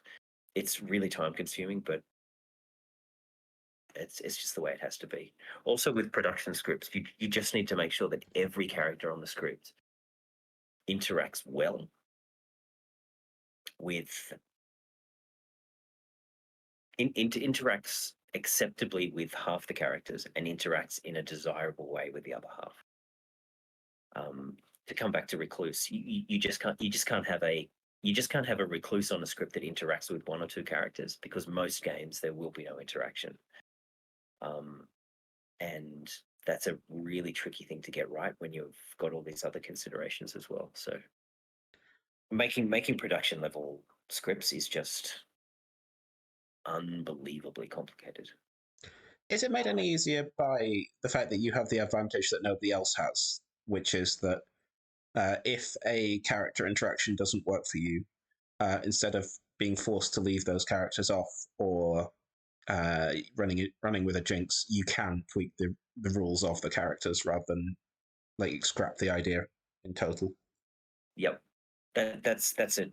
That's the ace up my sleeve. Without that ability, we just wouldn't have production scripts. Being able to rewrite is just so crucial to getting production scripts happening, even if it's just minor stuff like a little fix here and there, such as changing the minstrel to it only happens when they die as opposed to executed, or something like that. There's all of these tiny changes. I've been asked to tell you that Ed is not currently jumping up and down based on his current version of Garden of Sin. Oh, nice. Hey. Yeah, there are no jinxes on any of the base 3, but there are some character combinations that work not as you would expect from a plain reading of the text. For instance, Assassin and Goon, or Philosopher and Snake Charmer. Do you have... obviously, the Almanac spells out how those things work, but is there anything that you think points a storyteller in the right direction outside of the Almanac? Because there aren't many occasions on the base 3 scripts where you need anything more than an understanding of what game turns mean and the token on the text. Not to say that you shouldn't be reading the almanacs, because it's super important to do so and clarify some things that might be a bit confusing or ambiguous. But I would say that those are a couple of examples where things are kind of contradictory with how you would expect them to work from a plain reading. Yeah, there's a few instances where the almanac, I wouldn't go so far as contradicts, but at least it's